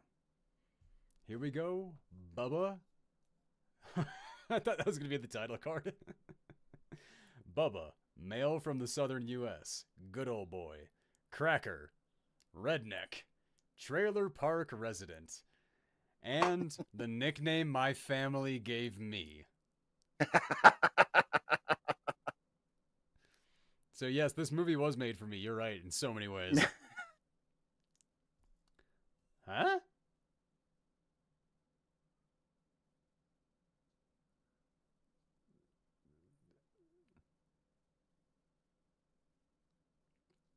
Speaking German Over an old film reel?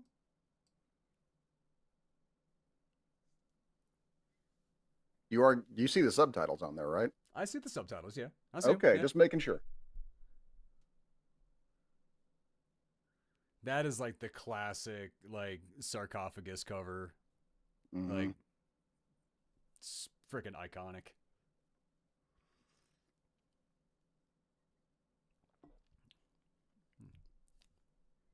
Oh, starting off with some good Southern music. Feeling it. Mud Creek, Texas. Present day. That's my Texas narrator voice. I've never used it. Oh, okay, yeah. Huh. It's for commercials. I would call it the Texas commercial voice. There you go. It's like my Sam Elliott is like my North Dakota commercial voice.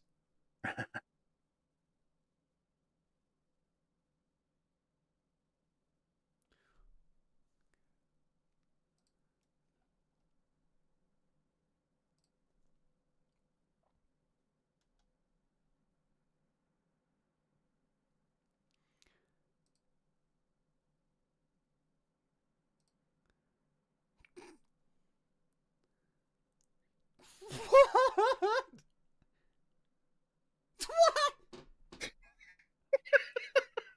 What?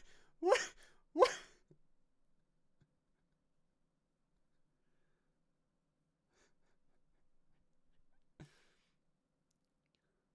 Right out of the gate, right? Oh, that is the best opening I've ever encountered. Wow.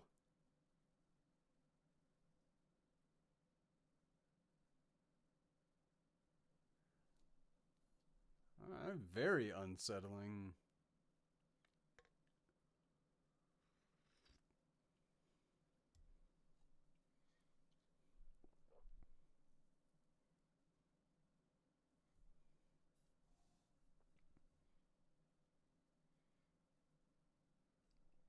Oh, I thought they were zooming in on him so he'd die.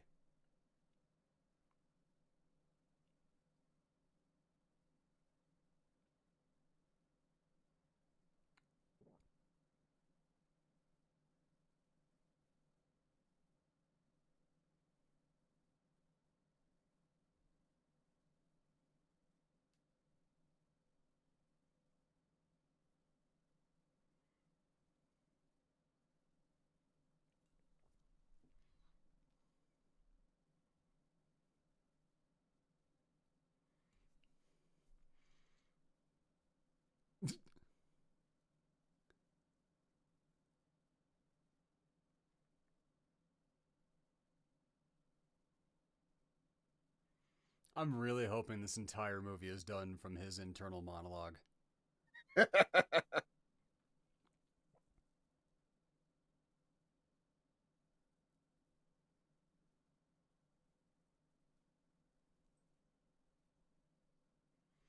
How many times are we going to talk about that?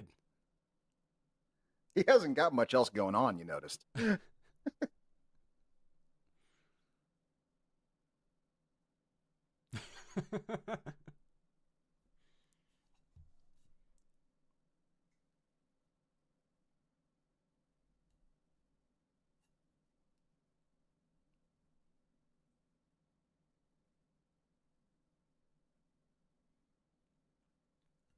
Okay, is the growth on his pecker, is that Imhotep?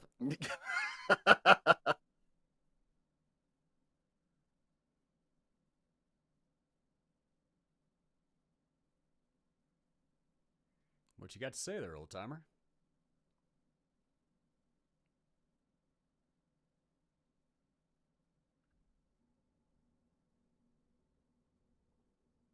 Solid last words.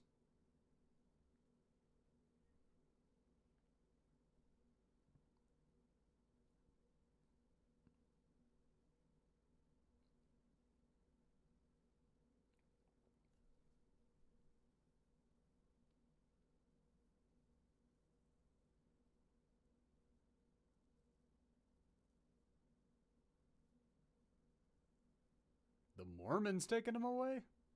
I was just thinking the same thing. Yeah.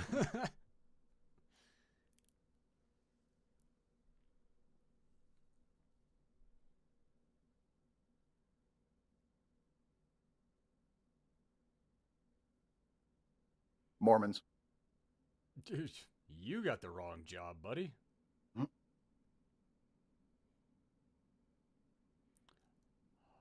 I can't wait till I get to hear some Bruce Campbell go, huh, ha, and do some kicks.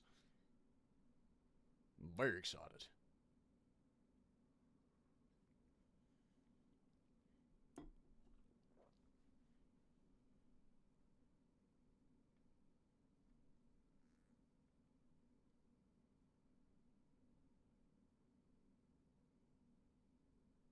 Was that an iron lung? That is an iron lung.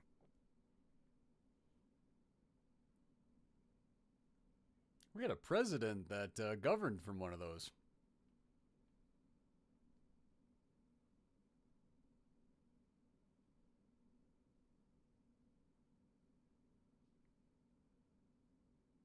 No.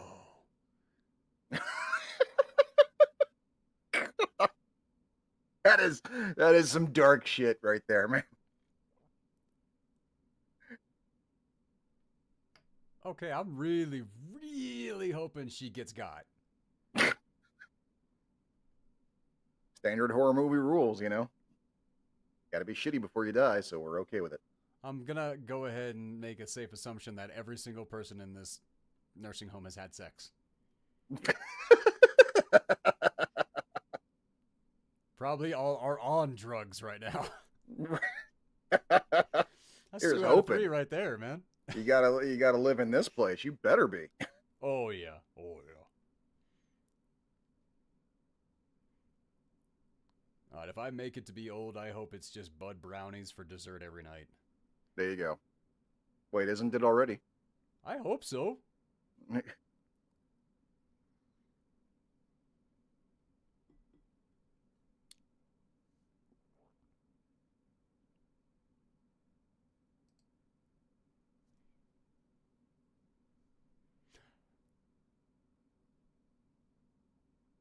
That was big.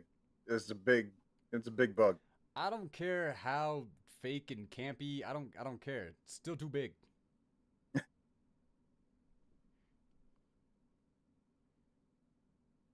It is Texas, so are we that worried? Like,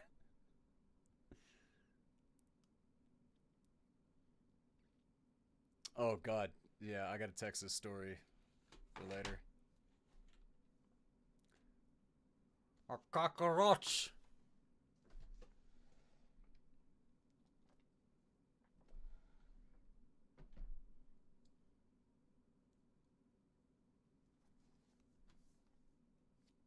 Yeah, you get it.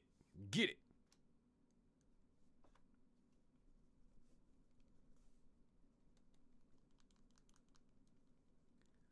What is that supposed to be?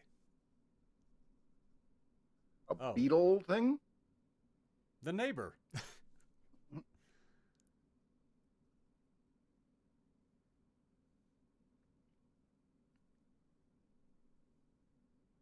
Decently scary.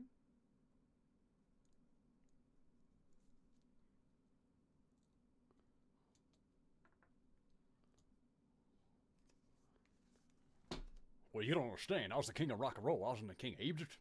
I'm not a. I was the pharaoh of rock and roll. Oh, that's going to be a line in here, isn't it?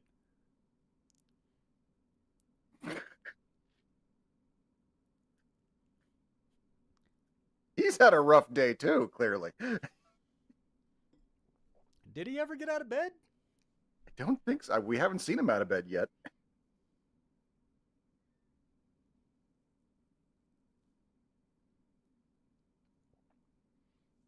That must be some hell of a growth. That's not a good joke.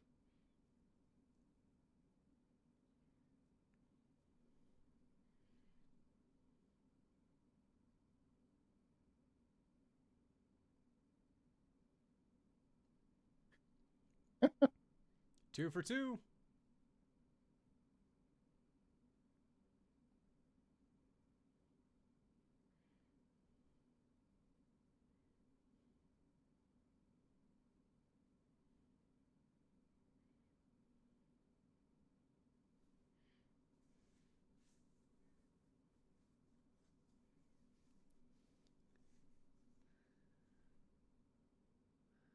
Okay. These two, I swear to I have God. worked with many funeral directors. They are significantly more sensitive than that. What is his sickness? Like what is his deal? It's a retirement home. He's just old. That's the whole thing. These are all. Go do a Everyone here puzzle, is man. here until they die.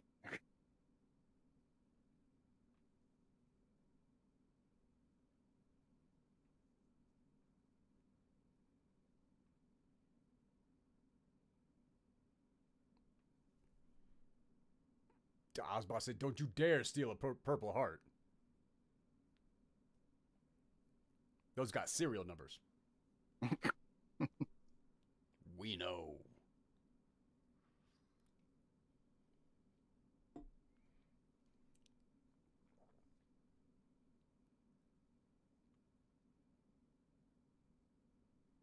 So this must be Callie.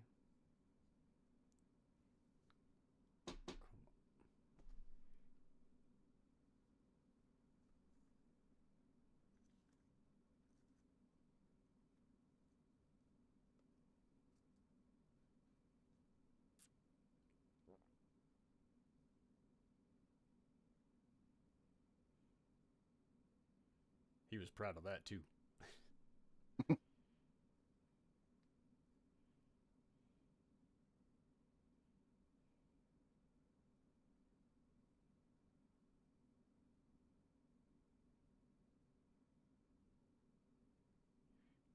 That look.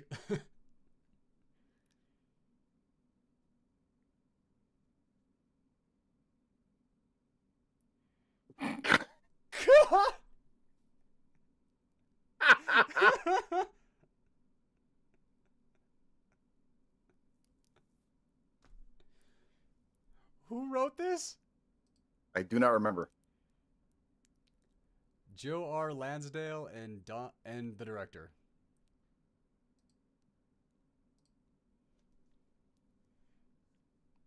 Oh.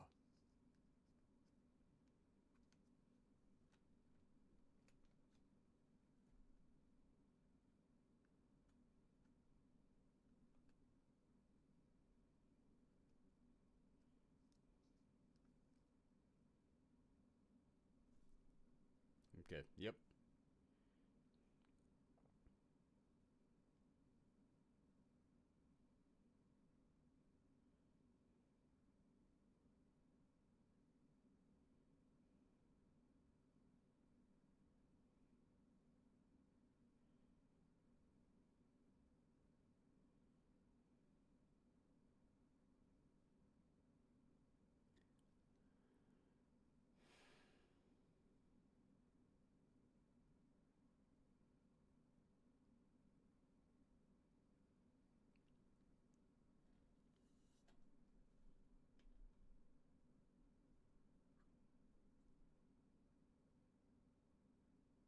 I hate her. I hate her and want her to die. Am I wrong? That's what the movie wants me to do, right? Yeah.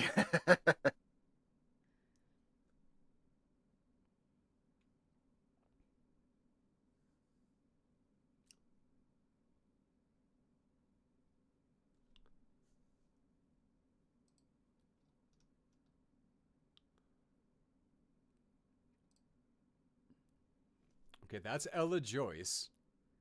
Love And her. Love her. yes, you do. Everybody does. God.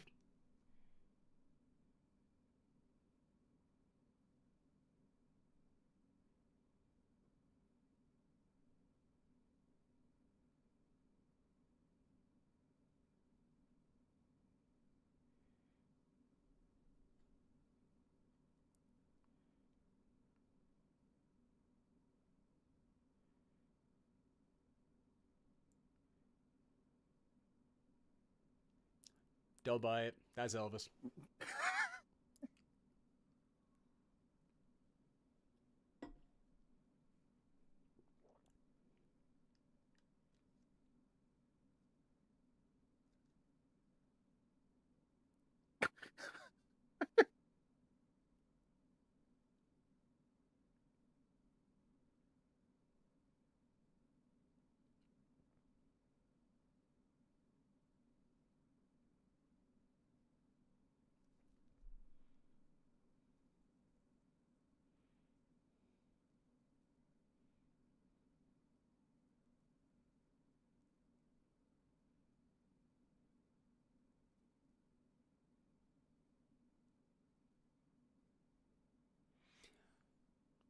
What a fantastic little jump around. Mm-hmm. That worked really well.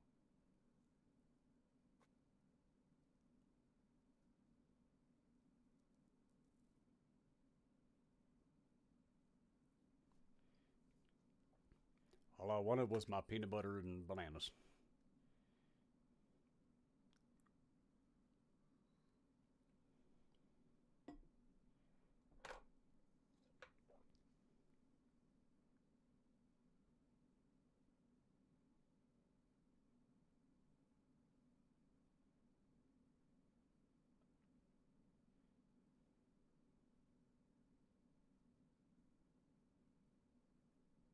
What's your favorite Elvis song? That's a tough one. You're gonna have to give me some time to think about that.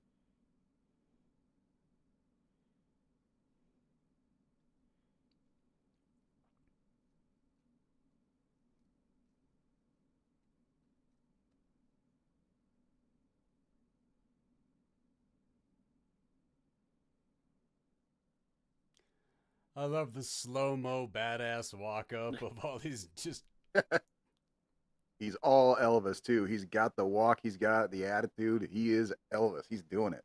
come on, man. Bruce Campbell is Elvis. He's the Elvis we deserved. Actually, no, he's too good for us.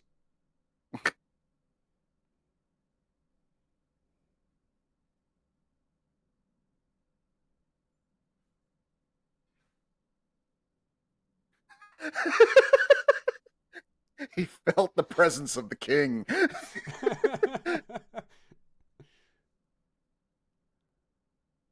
That guy looks like.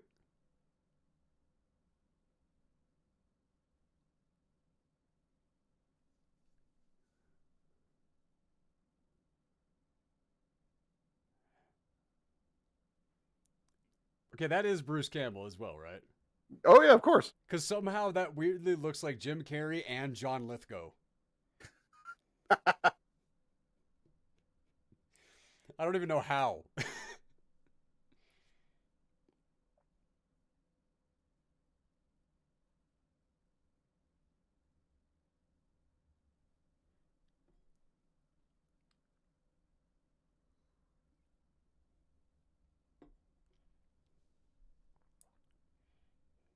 And the friends never noticed.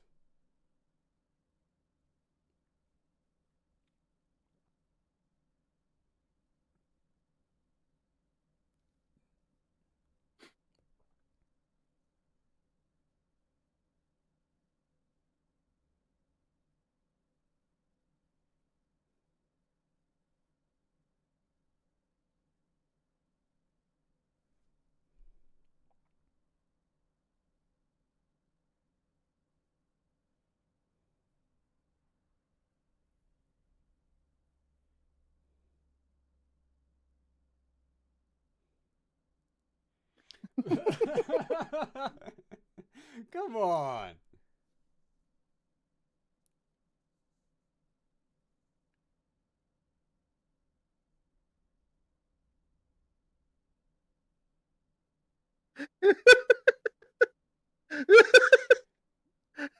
It was a Just barbecue kept accident. going.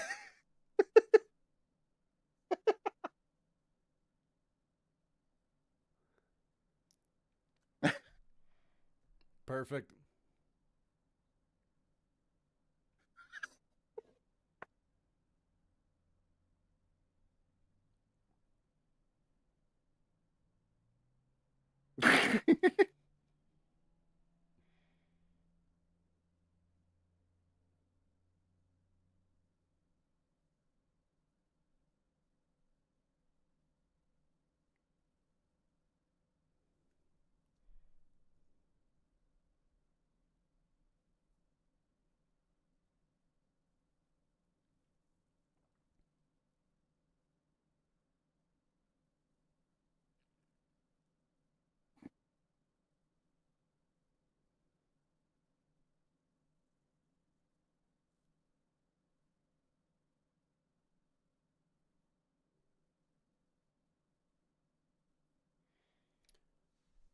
Man, getting old sucks.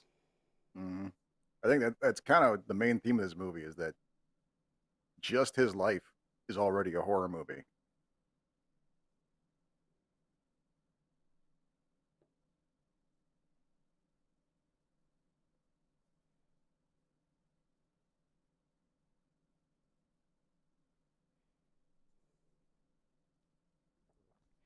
I know it's unreasonable to want.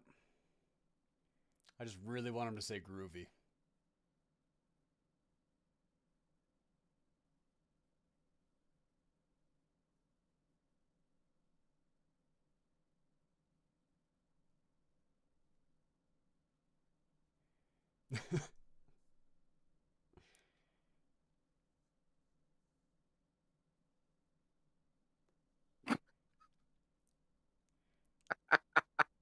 Okay, now I can't wait to get old. I can't wait for the conversation.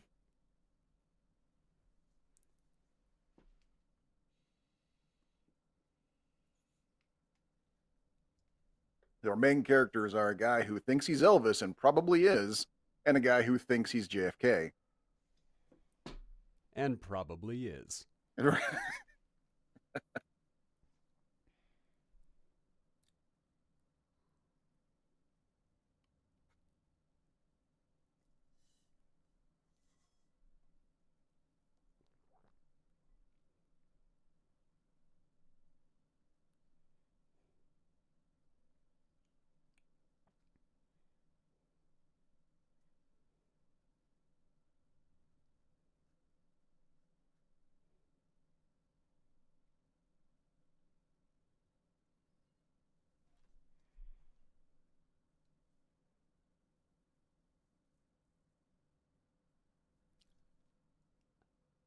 I like that shot. That was pretty good, yeah.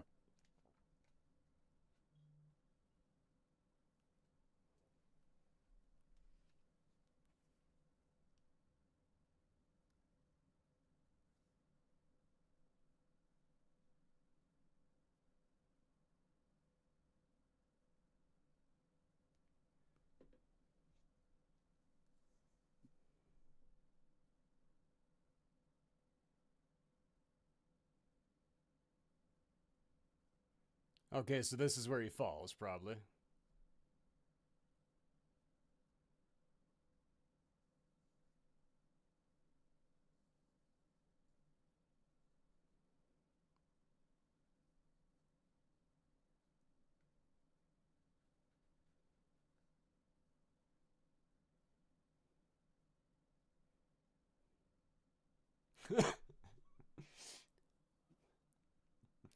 Oh, What an epically missed opportunity to not have him, like, when they crack it. Like, you should have mercy.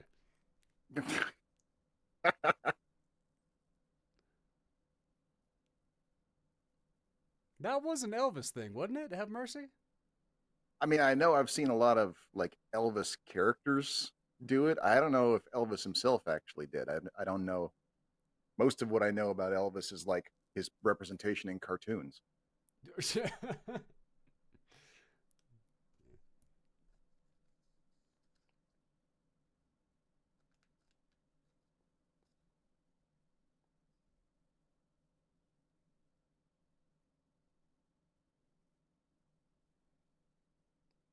Does not matter how many different kinds they try to make, those are the most effective. Oh, the space eaters. Yeah. Yeah, yeah. No, I'm right there with you.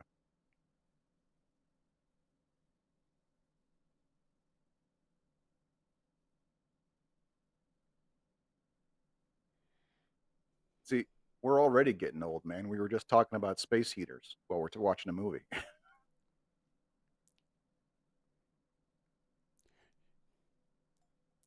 Do not collect $200. Do not pass go. You go directly to hell.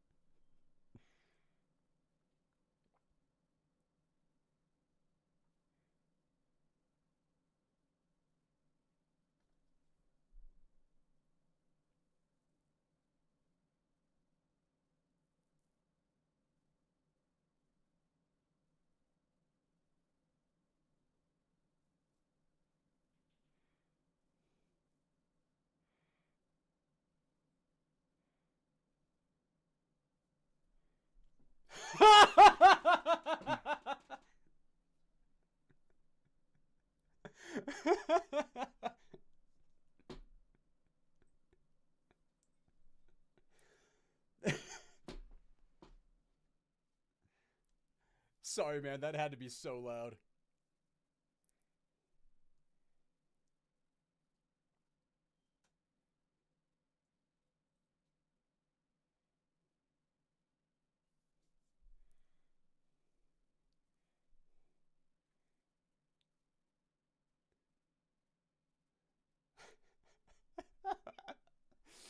All the Elvisisms are working.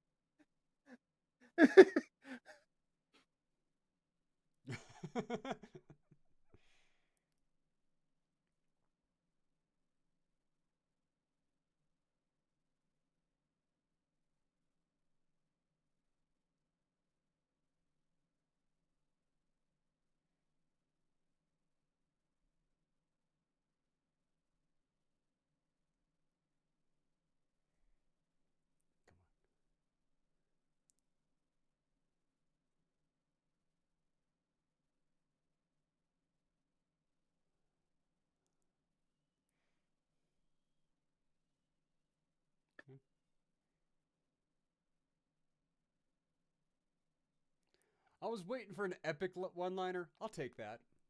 I'll take it.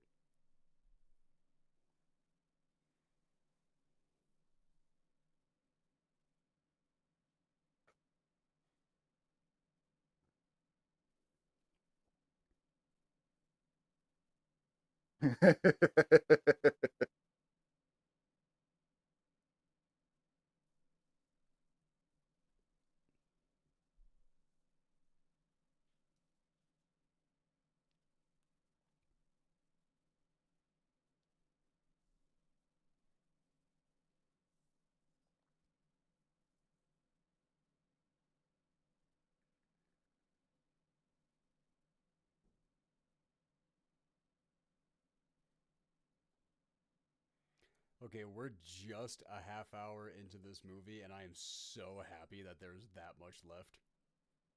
Right. Yeah. Yep.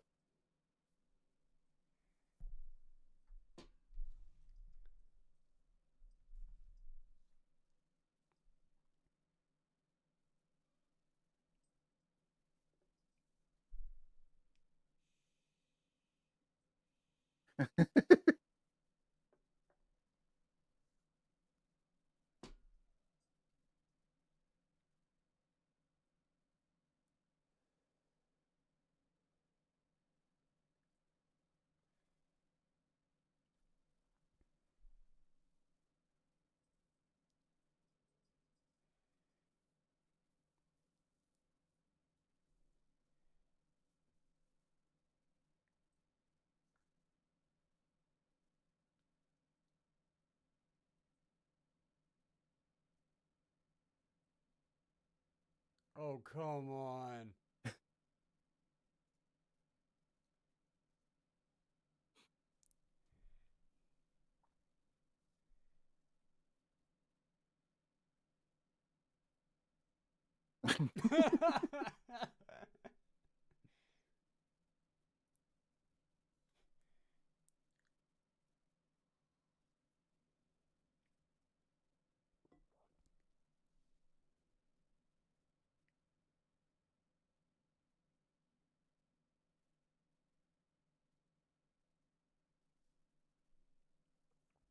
The feds, man. Oh, God.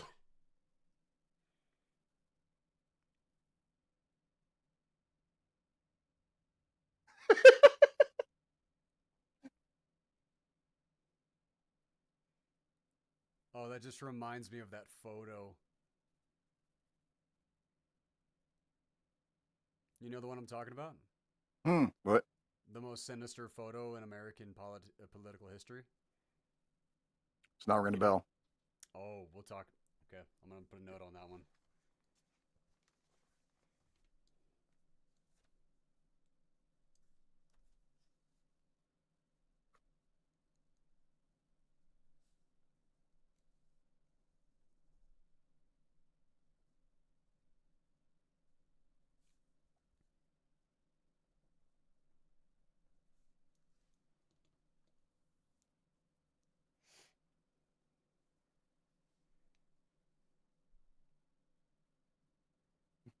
Archaeologist.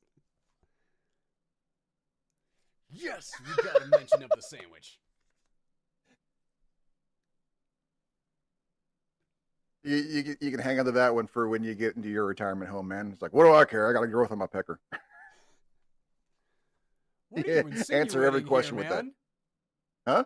What are you insinuating here? I'm just saying when you get there, that can be your way of brushing everybody off. People are bugging you. You can just say that to them. Put the full Bruce Campbell on it. You know, they'll get the message. I would love to be Bruce Campbell as an old man.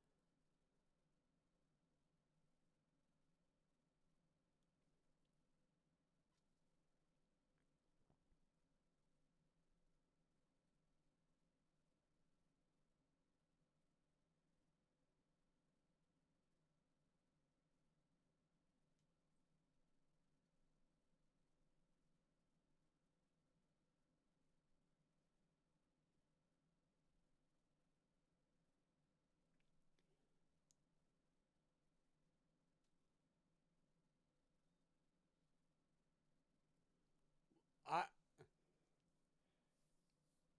I feel like I should be reacting and doing something, saying I got nothing to say. What the?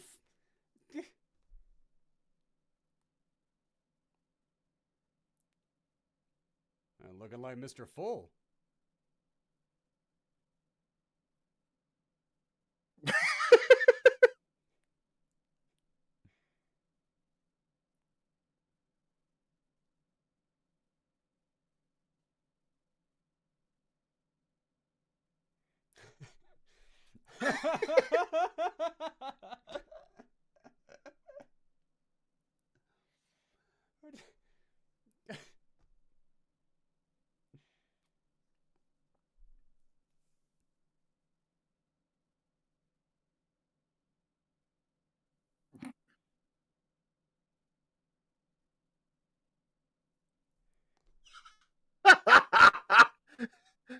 That's, and he's Elvis again. That's all it took. He was like, all right, let's make this work.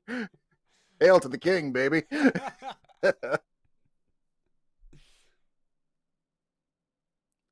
Well, hello, boomstick.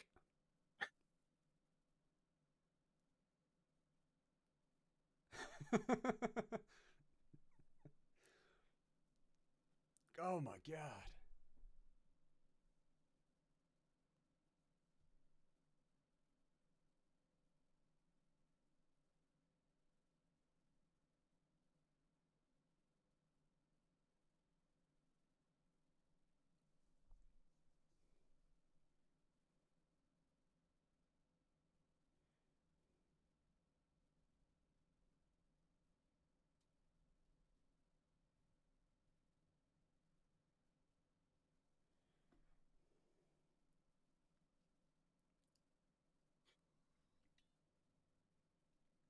Elvis, JFK, and the Lone Ranger, all in one place.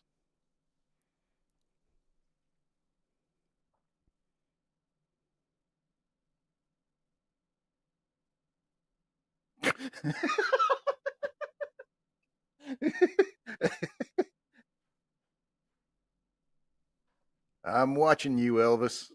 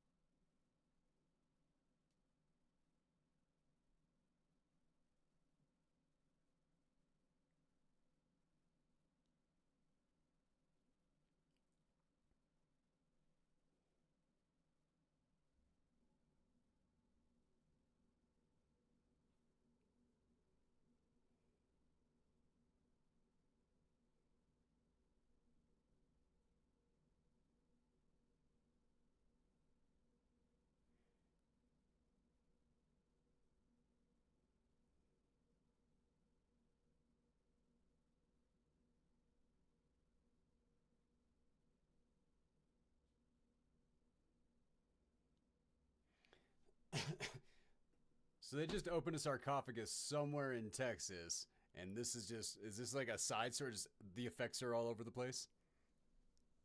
Explanations will come. Ish.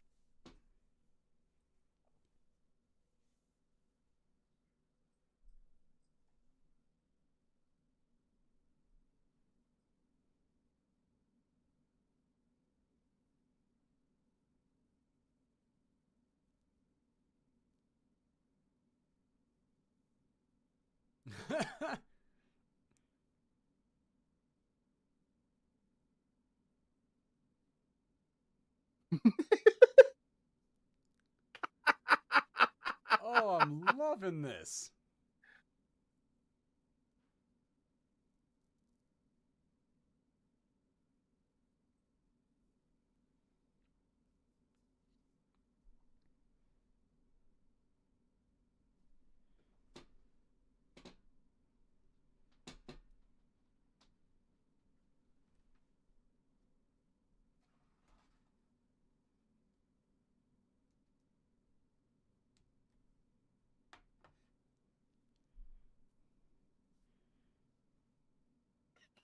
Oh, come on.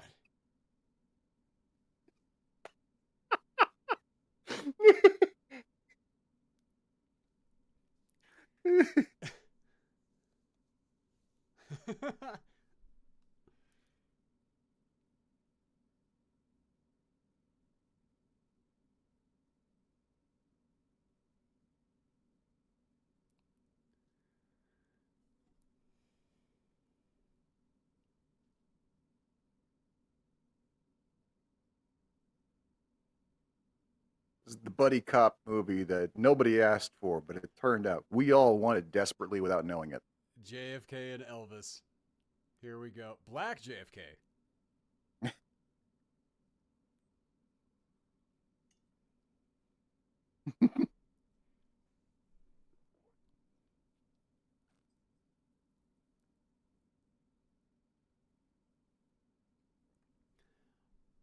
Oh, man. Is he going to show him poop?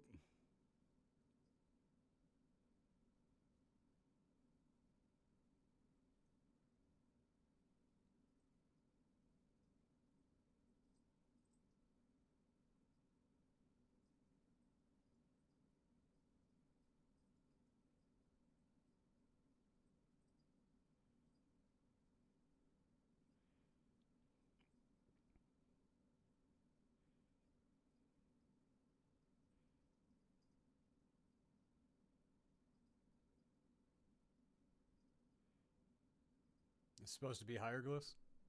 Mm-hmm.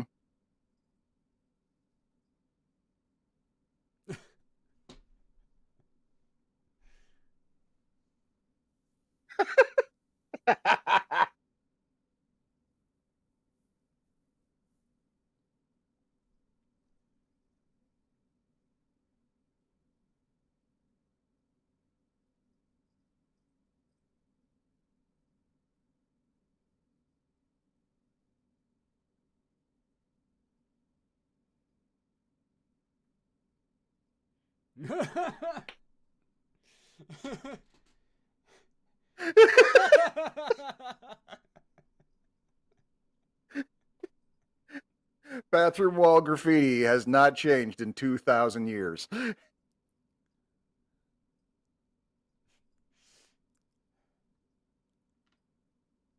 Oh, my God.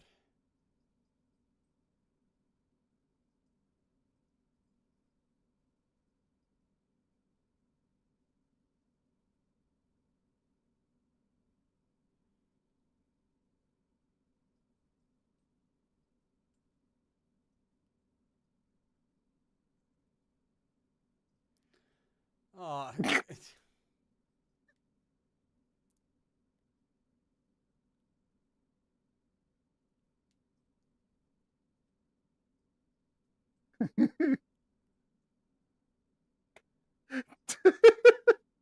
If what? that's for real, we might have to do like a Stolen Soul movie marathon or something like that. Maybe, but what? I thought they were gonna go with like the Japanese lore of how you like the where the well, yeah. Nah, man, this movie's Texas. It's Texas all the way, which means the rumors are true. That's the theme of the movies. The rumors are true.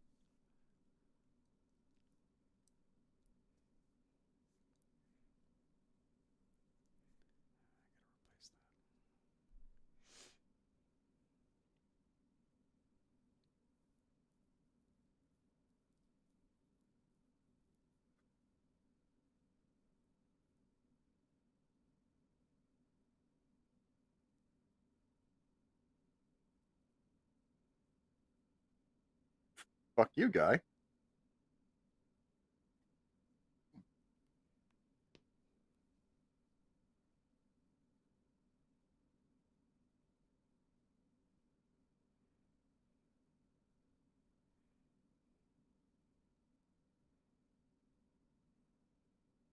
Okay. Bad guy, but a different kind of bad guy. Mhm.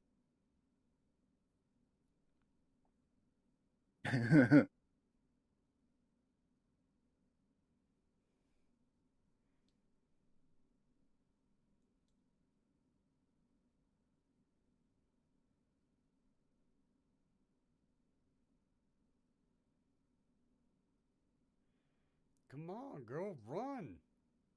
Go have your smoke somewhere else. Like, you're clearly creeped out.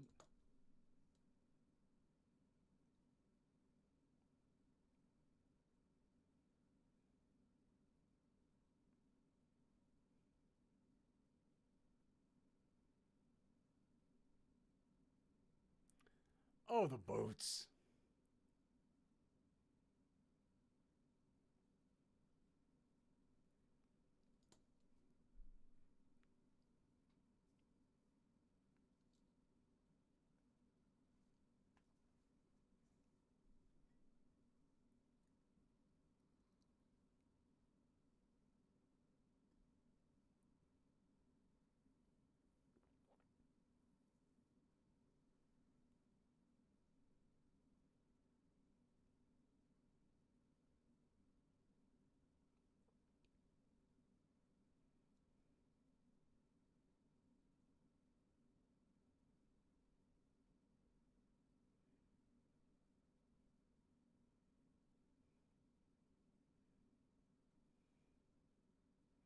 Thank you, Jack.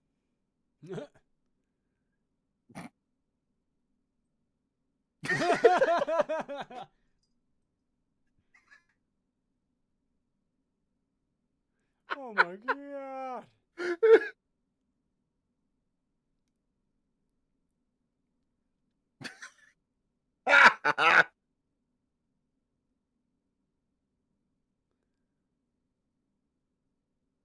Of course he will. Oh yeah, that's what he's packing already.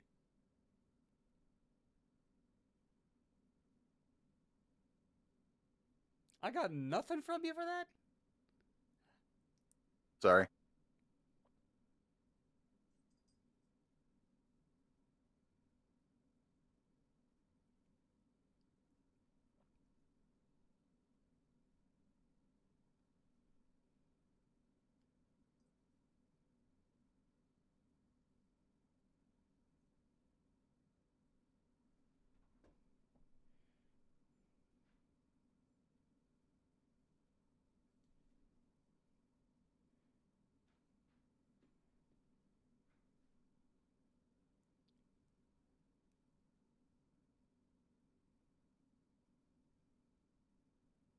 Death from salad tossing.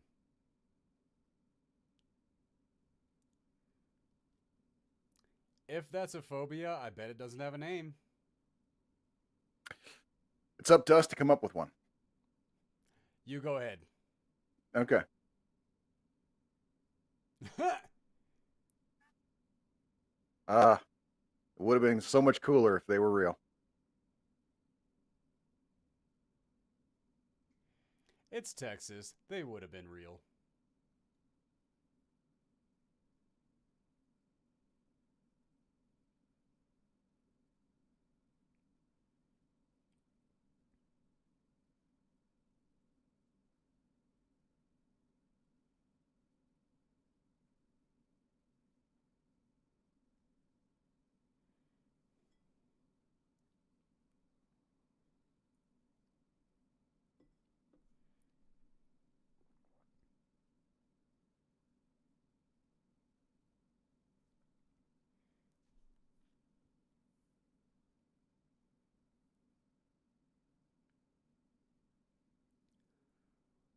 What is this conversation?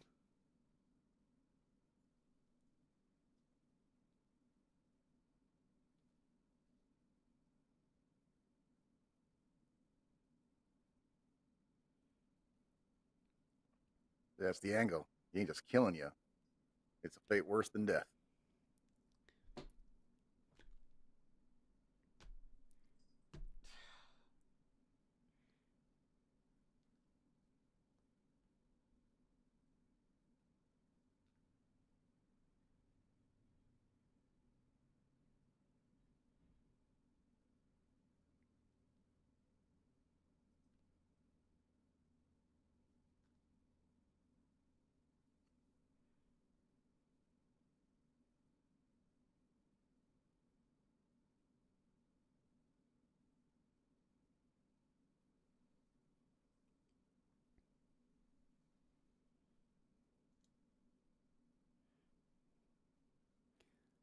The thought process of a mummy coming back to life and pooping out souls. I mean, where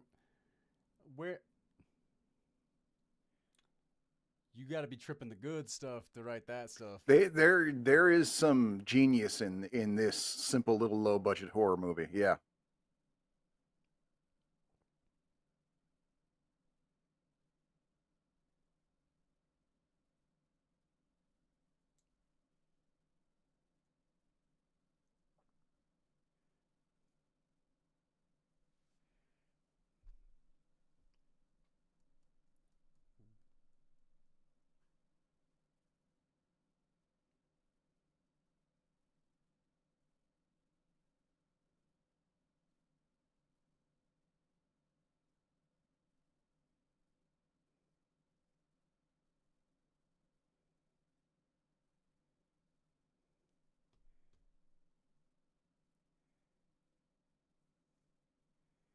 Yeah, you rock them boots, Imhotep.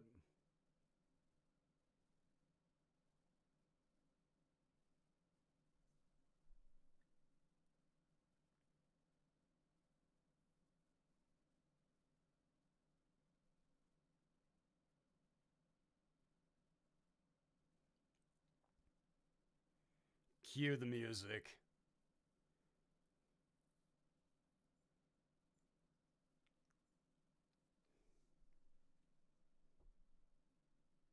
Mind meld.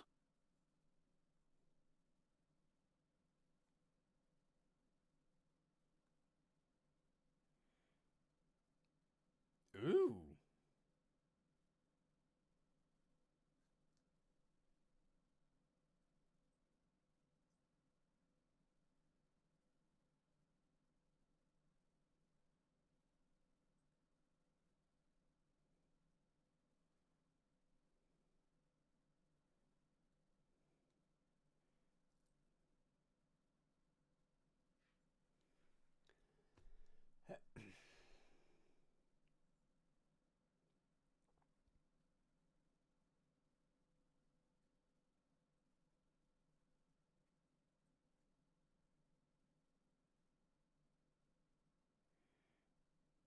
You get him, Lone Ranger.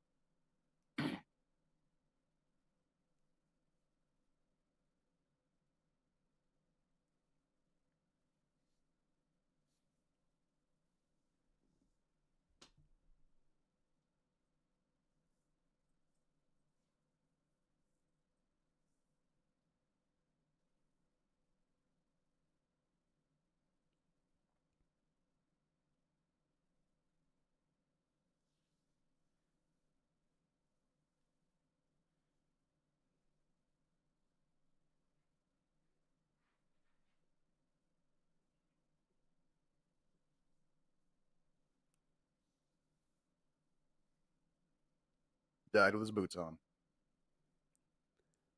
Well, you gotta. It's Texas.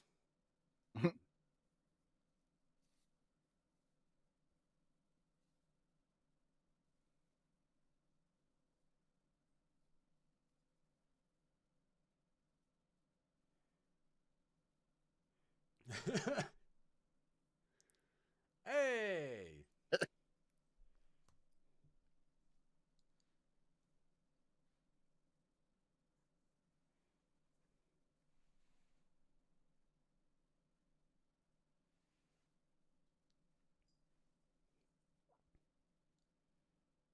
Come on, man.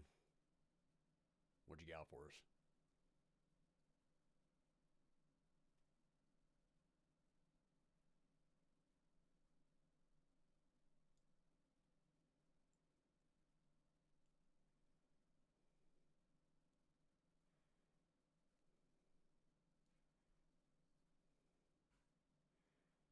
Oh, God, these guys again.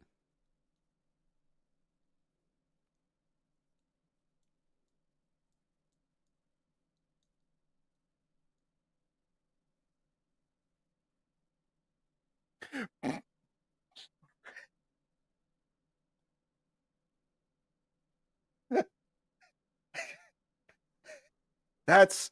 Do you want to get cursed? Because that's how you get cursed, gentlemen. That's how haunting happens. Yeah.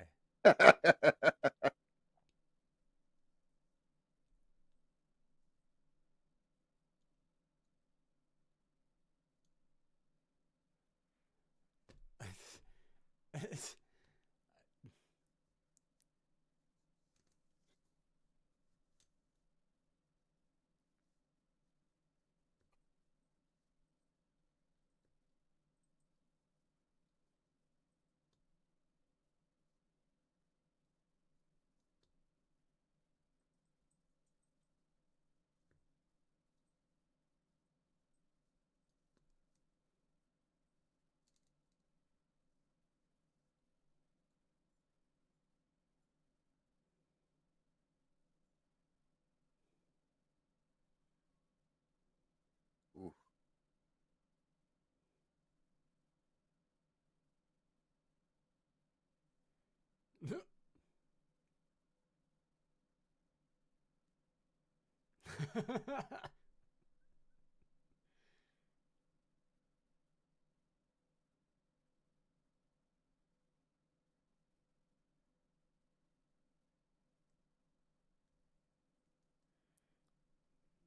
Oh, my stars and garters.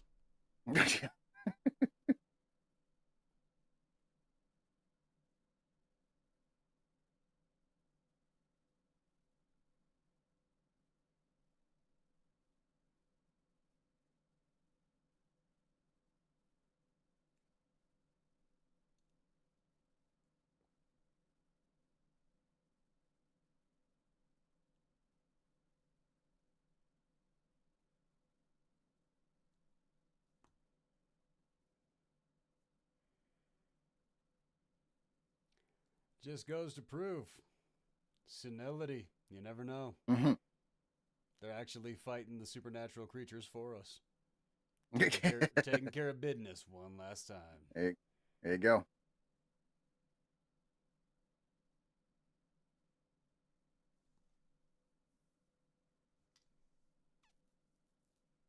Oh, yeah. Ooh. This to me is scarier than the Mummy. You know what I was gonna say?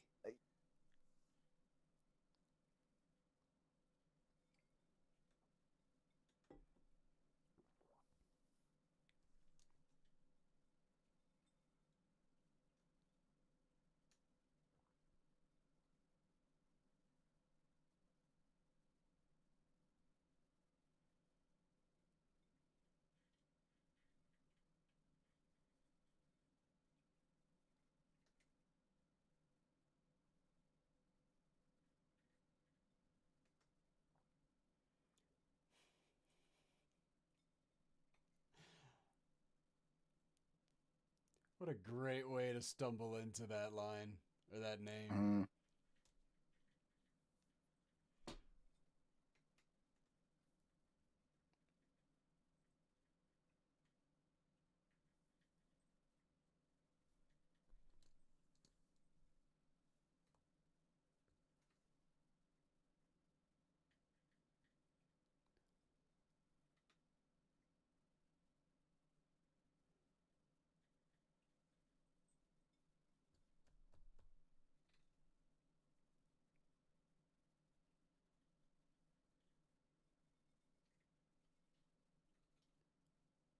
where are we going with this?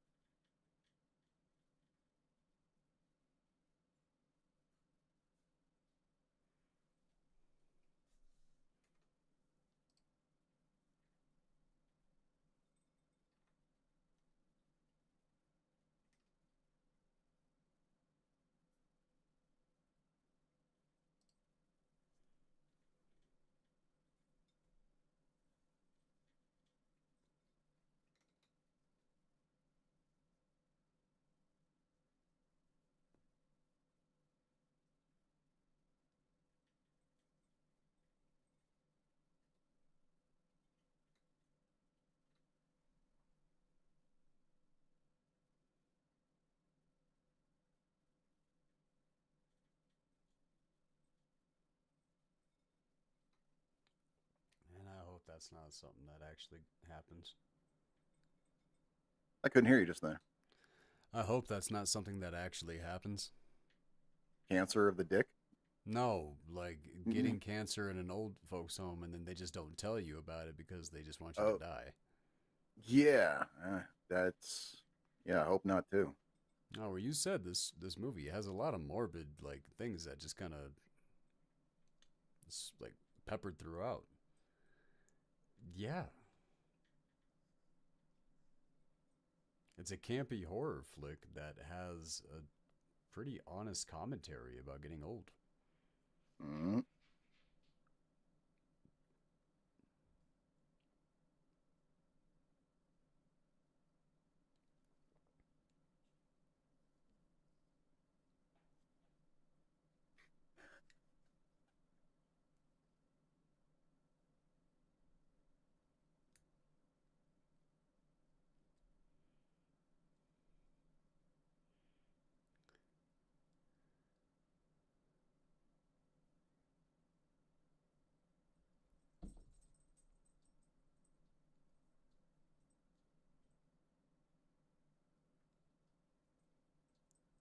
I was really hoping to see Bruce Campbell like have them replace him. Yeah. They really made a point to not show Elvis's face in any of those clips. Yeah.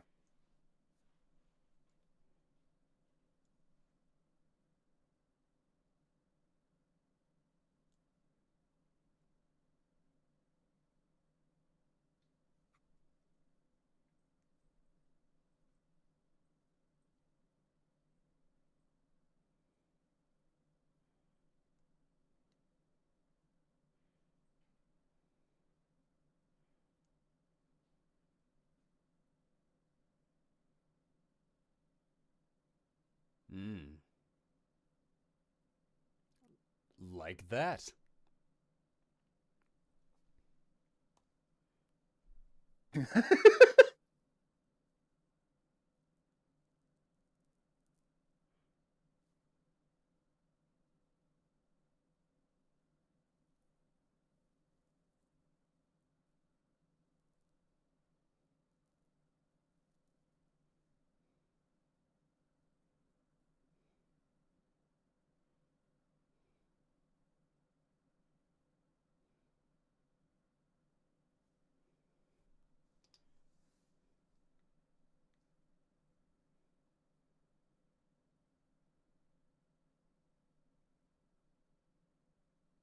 Ooh, stolen mummy.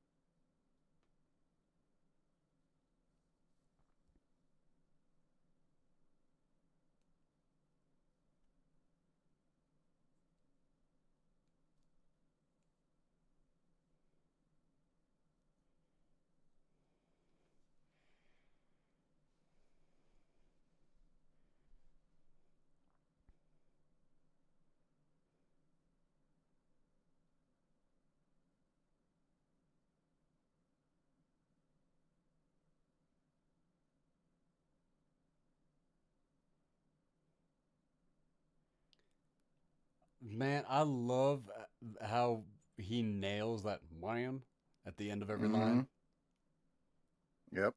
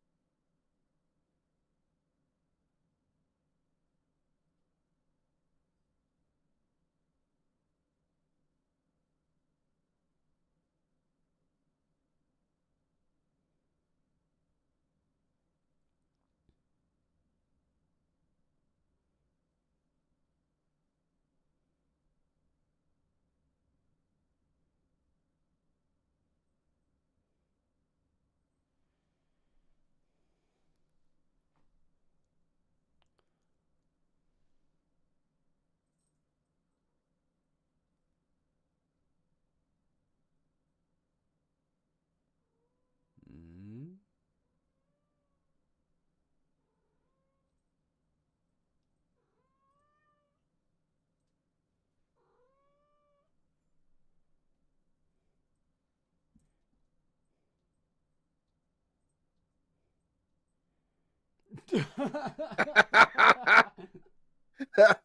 That was a completely insane set of words, but it sounds so cool coming from him. Correct.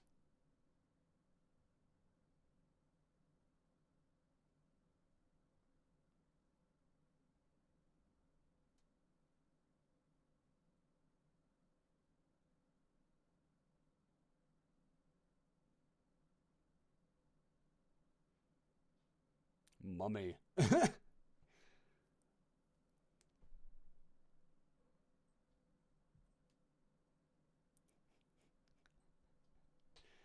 Oh.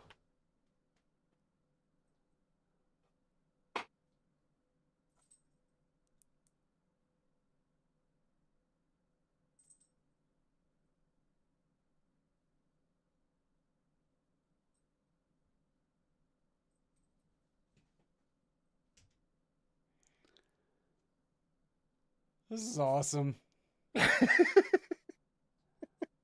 This is too stupid and too friggin' awesome. Right? Yeah. Oh my god.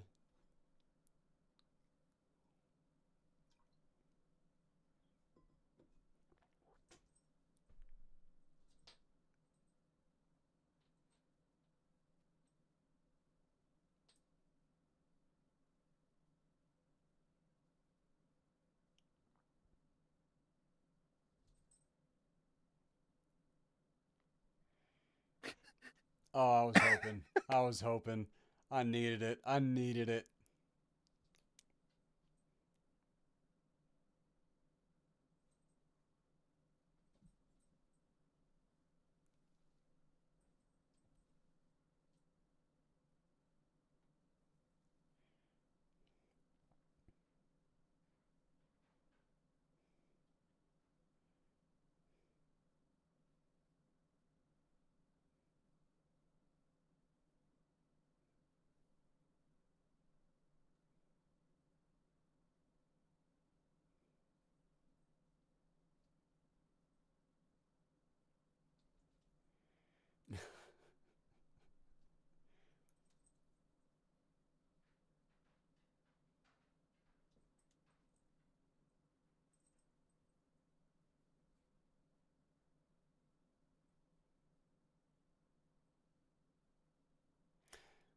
Yeah, so does water. So does salt. I mean,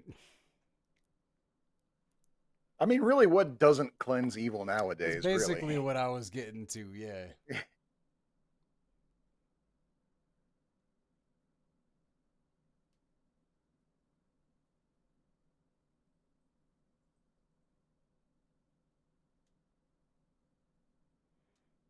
Oh, show it.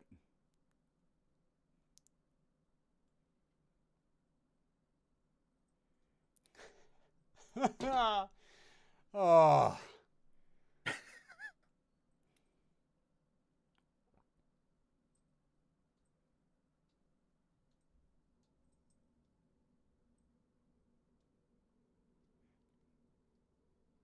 The look of determination sells the whole thing. Oh yeah. Yep.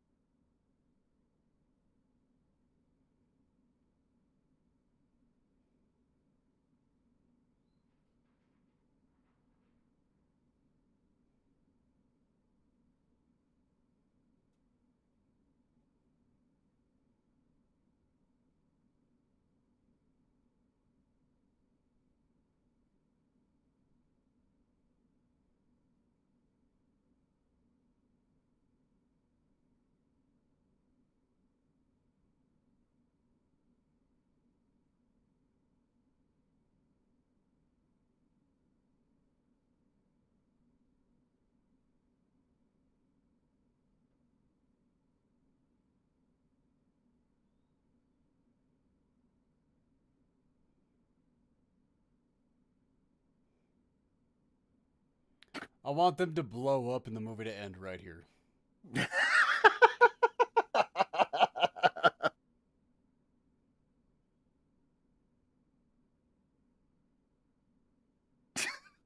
Oh my god, of course. I mean, why wouldn't it?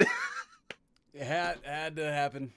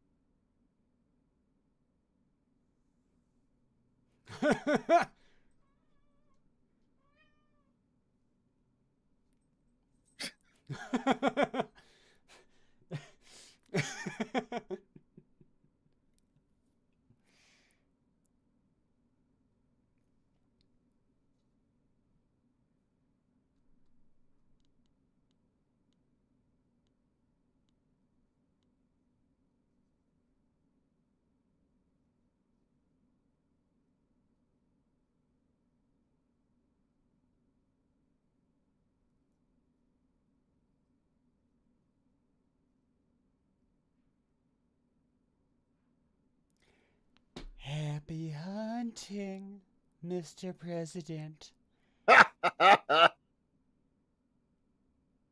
You should be ashamed of yourself.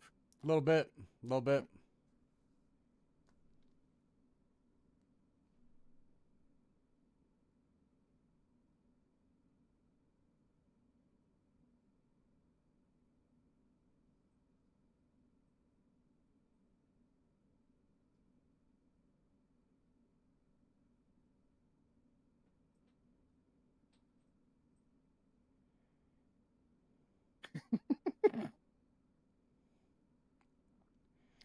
Scene from Hitchcock.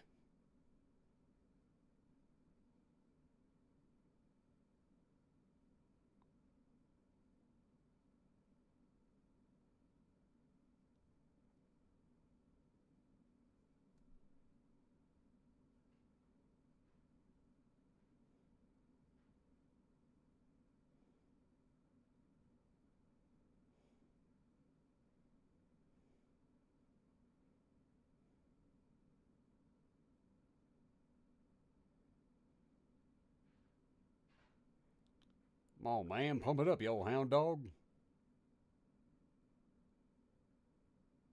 That's a bad sign. That's a really bad sign.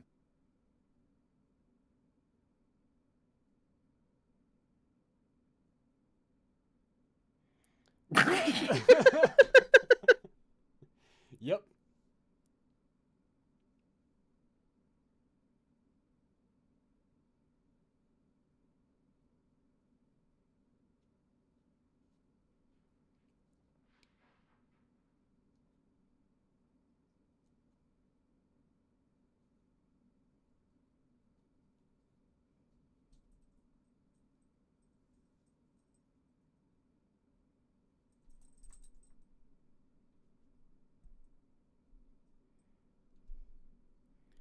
First Oh, rule. you cheeky little mummy. If you can find him, it means he's right behind you.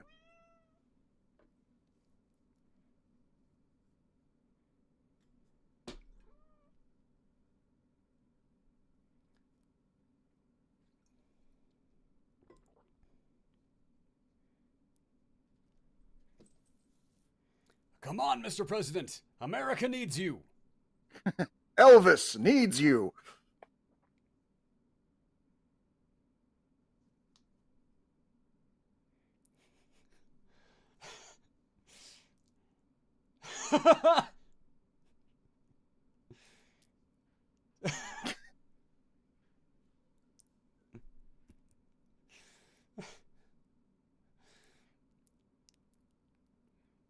Damn it, I'm gonna go watch Ash vs. the Evil Dead again.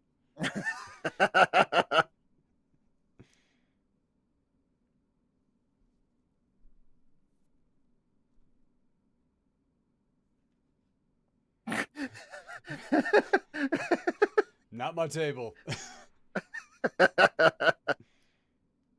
Not my chin, not my problem. That's what I always say.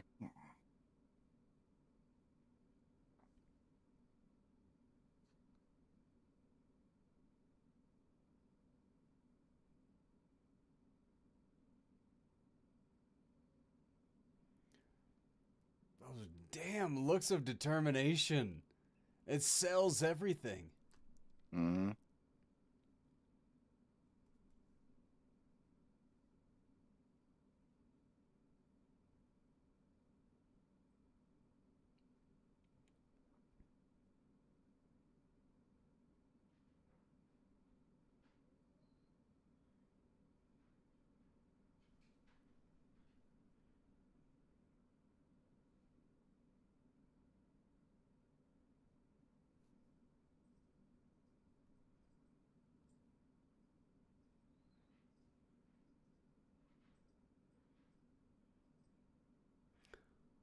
Wait a minute. Are we gonna see him like chomp down on JFK's butthole? He's certainly trying.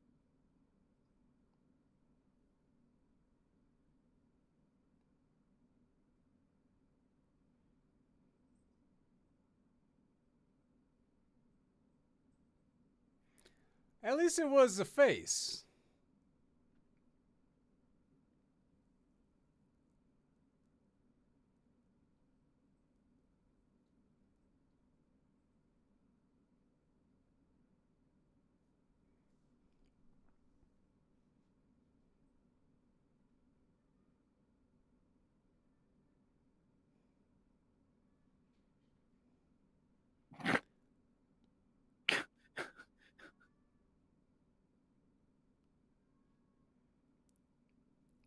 I don't know if that was dirty, but that came across as dirty.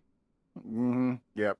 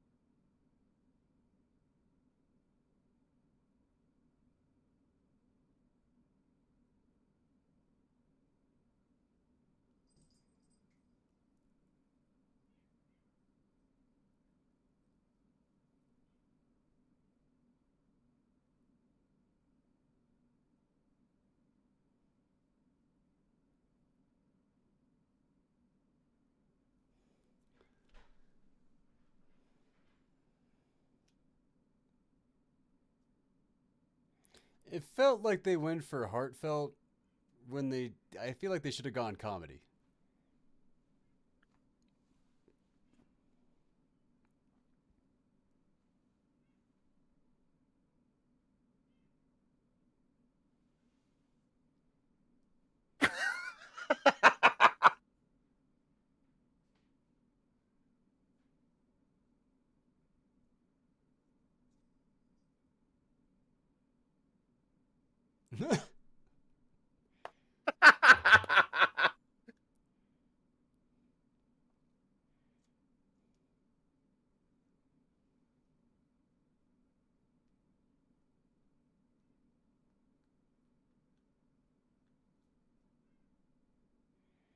What's up to you, Elvis?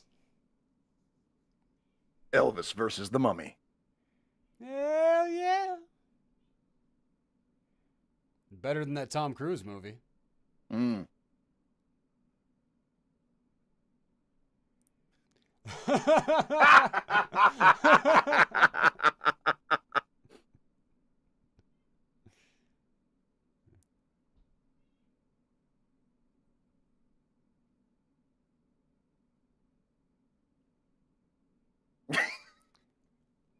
He pops a Yes. wheelie in the wheelchair. And he burnt out on grass.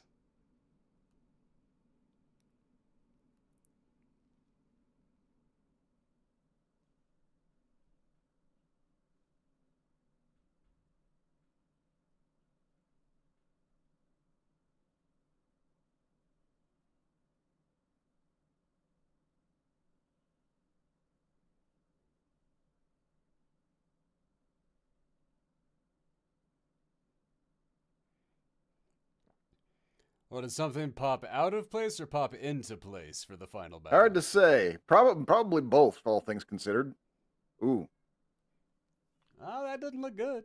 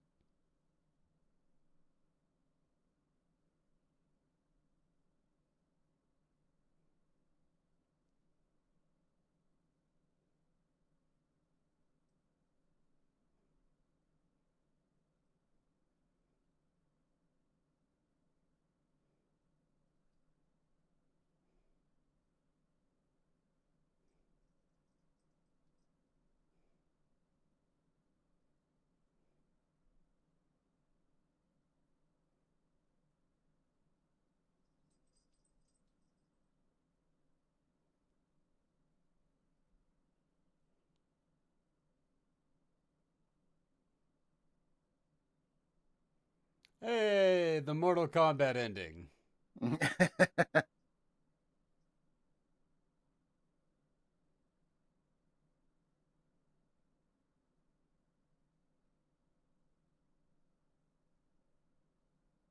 That's how we know he's really dead this time, because a bunch of stuff came out of him.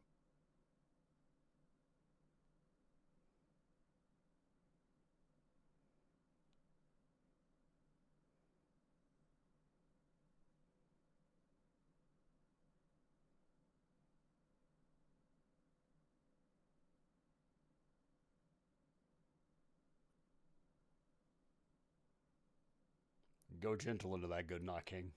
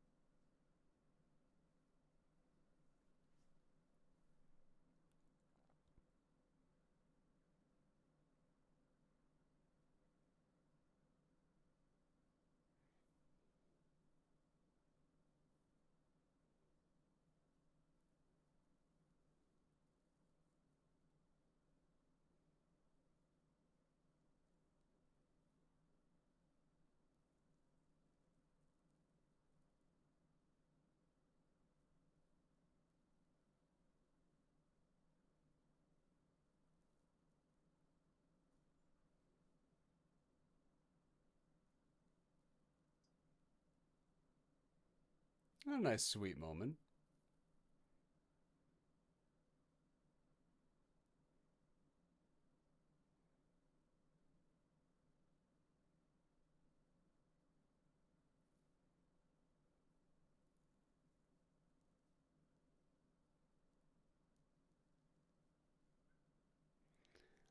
All right, and that was Bubba Ho-Tep. Oh I my really, I god. really, I really should have looked up more about this Don Coscarelli guy because yeah, like this was a weird, unexpected, unrelenting stroke of genius, far beyond what it deserved to be, considering all the subject matter, and yet it just so worked so brilliantly. I should be looking up more about this guy, but I never did. I just appreciated this one piece this whole time. Well, not just this, but this and John dies at the end. Oh, that was him too. Well, that makes perfect sense now. Okay, yeah, yeah, Ugh. that all comes together. That was a good one too. Um, Okay, so, final thoughts, re- Bubba Ho-Tep.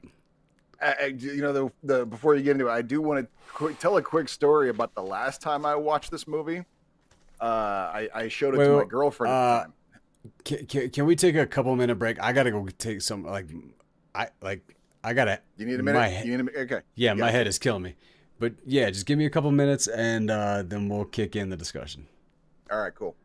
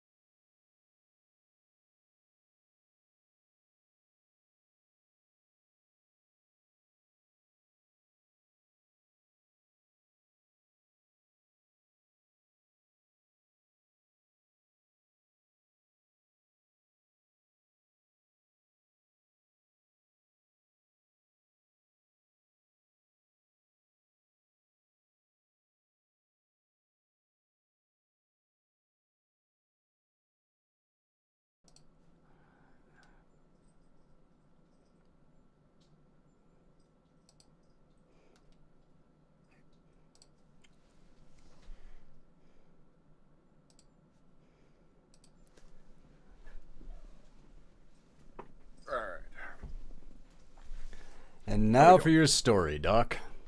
We're still alive. We don't gotta we're not gonna. Still alive. Okay, cool. Yeah. Now, so last time I saw this movie, last time I sat down to watch it, it's a few years back. I was dating this girl at the time, and it was a hangout night. I was making dinner. She was doing some crafty stuff, and she makes yeah, I make an offhand comment about Elvis, and she responds with, "That's why he's the king, baby." And that was literally the first time after dating her for like a year. That was the first time it hit me. Oh, she's an Elvis fan.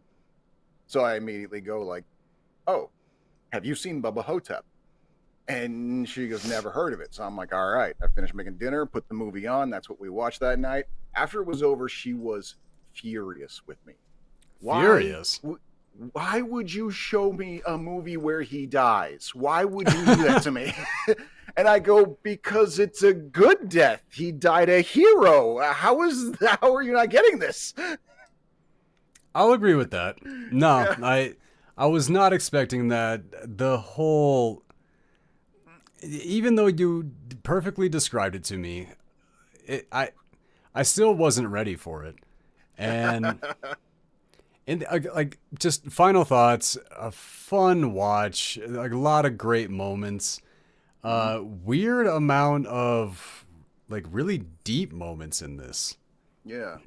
And I appreciated that, like the Well, mixture. we've talked about that before when discussing horror movies, like especially when we were talking about Candyman. We were talking about how like the Hmm. best horror movies are the ones that don't just lean on the monster of the subject. It's already wrapped in the everyday horror, and in this case it's aging and the state of our retirement homes and stuff like that. Like there was a lot here to think about. Regrets. I mean, that near the end of your life, just all that you can think about is all your regrets. Like that's its own kind of horror.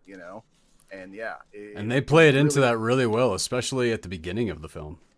totally, yeah, yeah. No, this was a this was its own kind of masterpiece in my opinion. I'll agree with that. The one-liners, the way that it started with some incredible one-liners, I was ready for the entire movie to be ripe with them, just Mm-hmm. like in like a Sam Raimi, just like an Army of Darkness type thing. Just Sure, yeah. that's what I was ready for, and it didn't deliver. It promised at the beginning, and it did deliver at the beginning. But those incredible one-liners, it prepared me to get a lot more of them, and they just never showed up.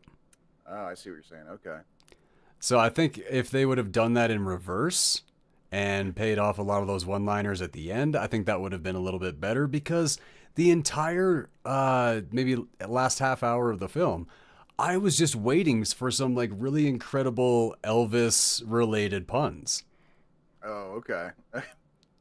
I kind of appreciate that they kind of kept it under control. That they didn't feel the need to force. I mean, they dropped some in where they could. They didn't feel the need to force it in. That I appreciated. Well, like when he was reminiscing about it and stuff like that, he dropped a few of them, but when like the king awoken in him, that was the right time to deliver some of those. Mm-hmm. That was what I felt. Okay. In I see what you're spite saying. of in spite of that, I had a really good time watching this one. I had a lot of fun. There was no moments that I was bored, and Yeah. like, oh my god, that campy ass scarab that they picked up from the store or whatever that was, just running to Walmart. Just good god, I had like camp done correctly. Yes. Exactly right. Yep. What about you, man? Final thoughts on like how long has it been since you've seen this?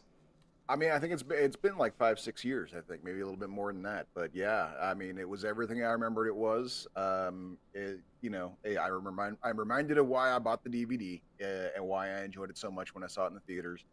And yeah, no, I mean, yeah. Even as someone who doesn't appreciate horror movies much, I appreciate the hell out of this one.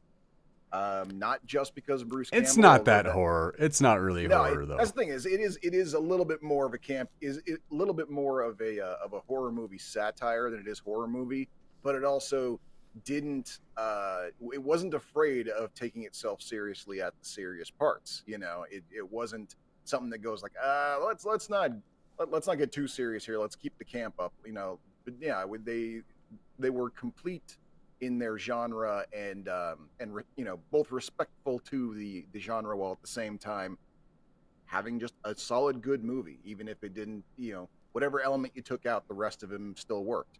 And it's not just Bruce Campbell as Elvis that makes the movie work. Everything else about it works. That's just like an amazing, additive to the whole thing. I'll give you that. So what do you got for me for next week? Let me see. I believe that's right. I already had that figured out, and then we derailed when you told me that you hadn't seen this, so we had to. That's right. Yeah. Oh boy, we're gonna take a hard left turn after this fun campy stuff. Let's get really, really cerebral. Adaptation, a Charlie Kaufman movie starring Nicolas Cage as Charlie Kaufman. Okay. Yeah. I thought you wanted to do Man on the Moon, but all right. I did mention Man on the Moon a couple weeks ago, yes, but yeah, no, this and one, Andy this Kaufman.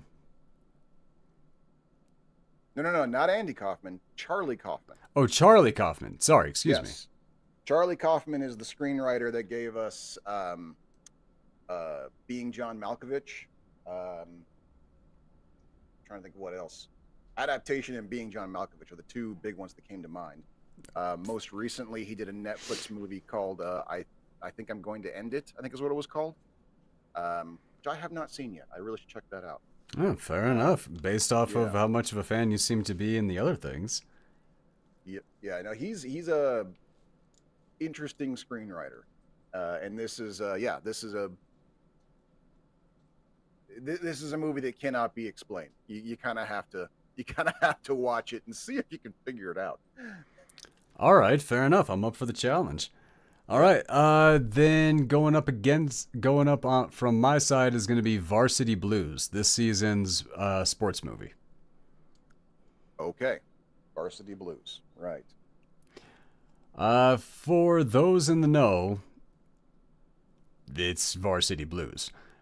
For those who aren't, it is a Jon Voight performance that is, wow. And given who he turned out to be, I think it's wildly accurate. Like, just putting that out there. It is just like Remember the Titans had, it was like football was the setup for the story about racism and the civil rights movement and things like that. Varsity Blues tackles the pressures of performance and drug addiction and painkillers and like pushing through the pain and all of these things and the effects that it leaves.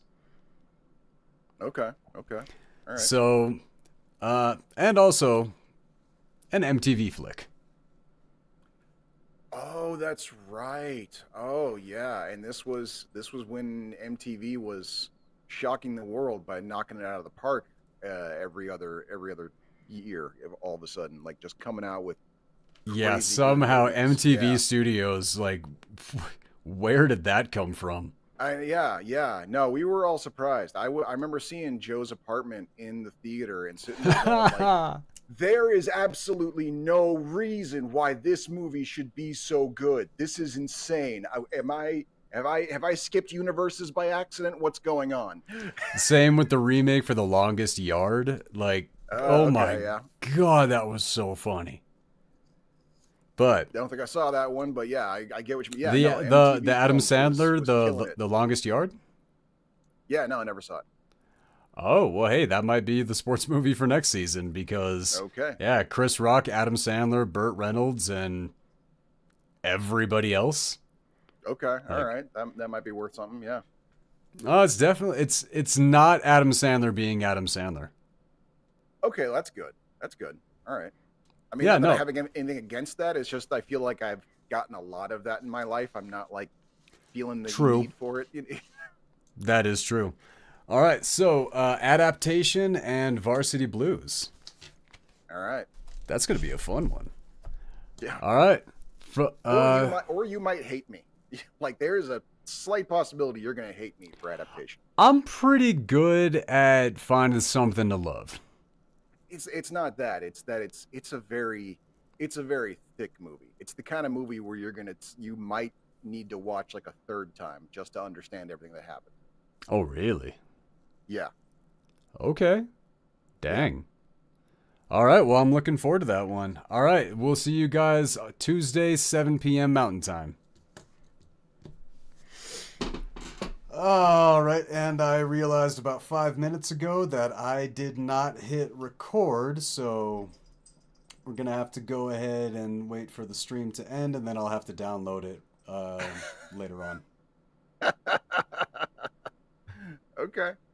All right. That's fine. It's not the first time it's happened, but this Hey, one I I mean, I don't feel so bad about this one because I was recording when we had all the technical difficulties, and then I just forgot to hit record again when we had it figured out.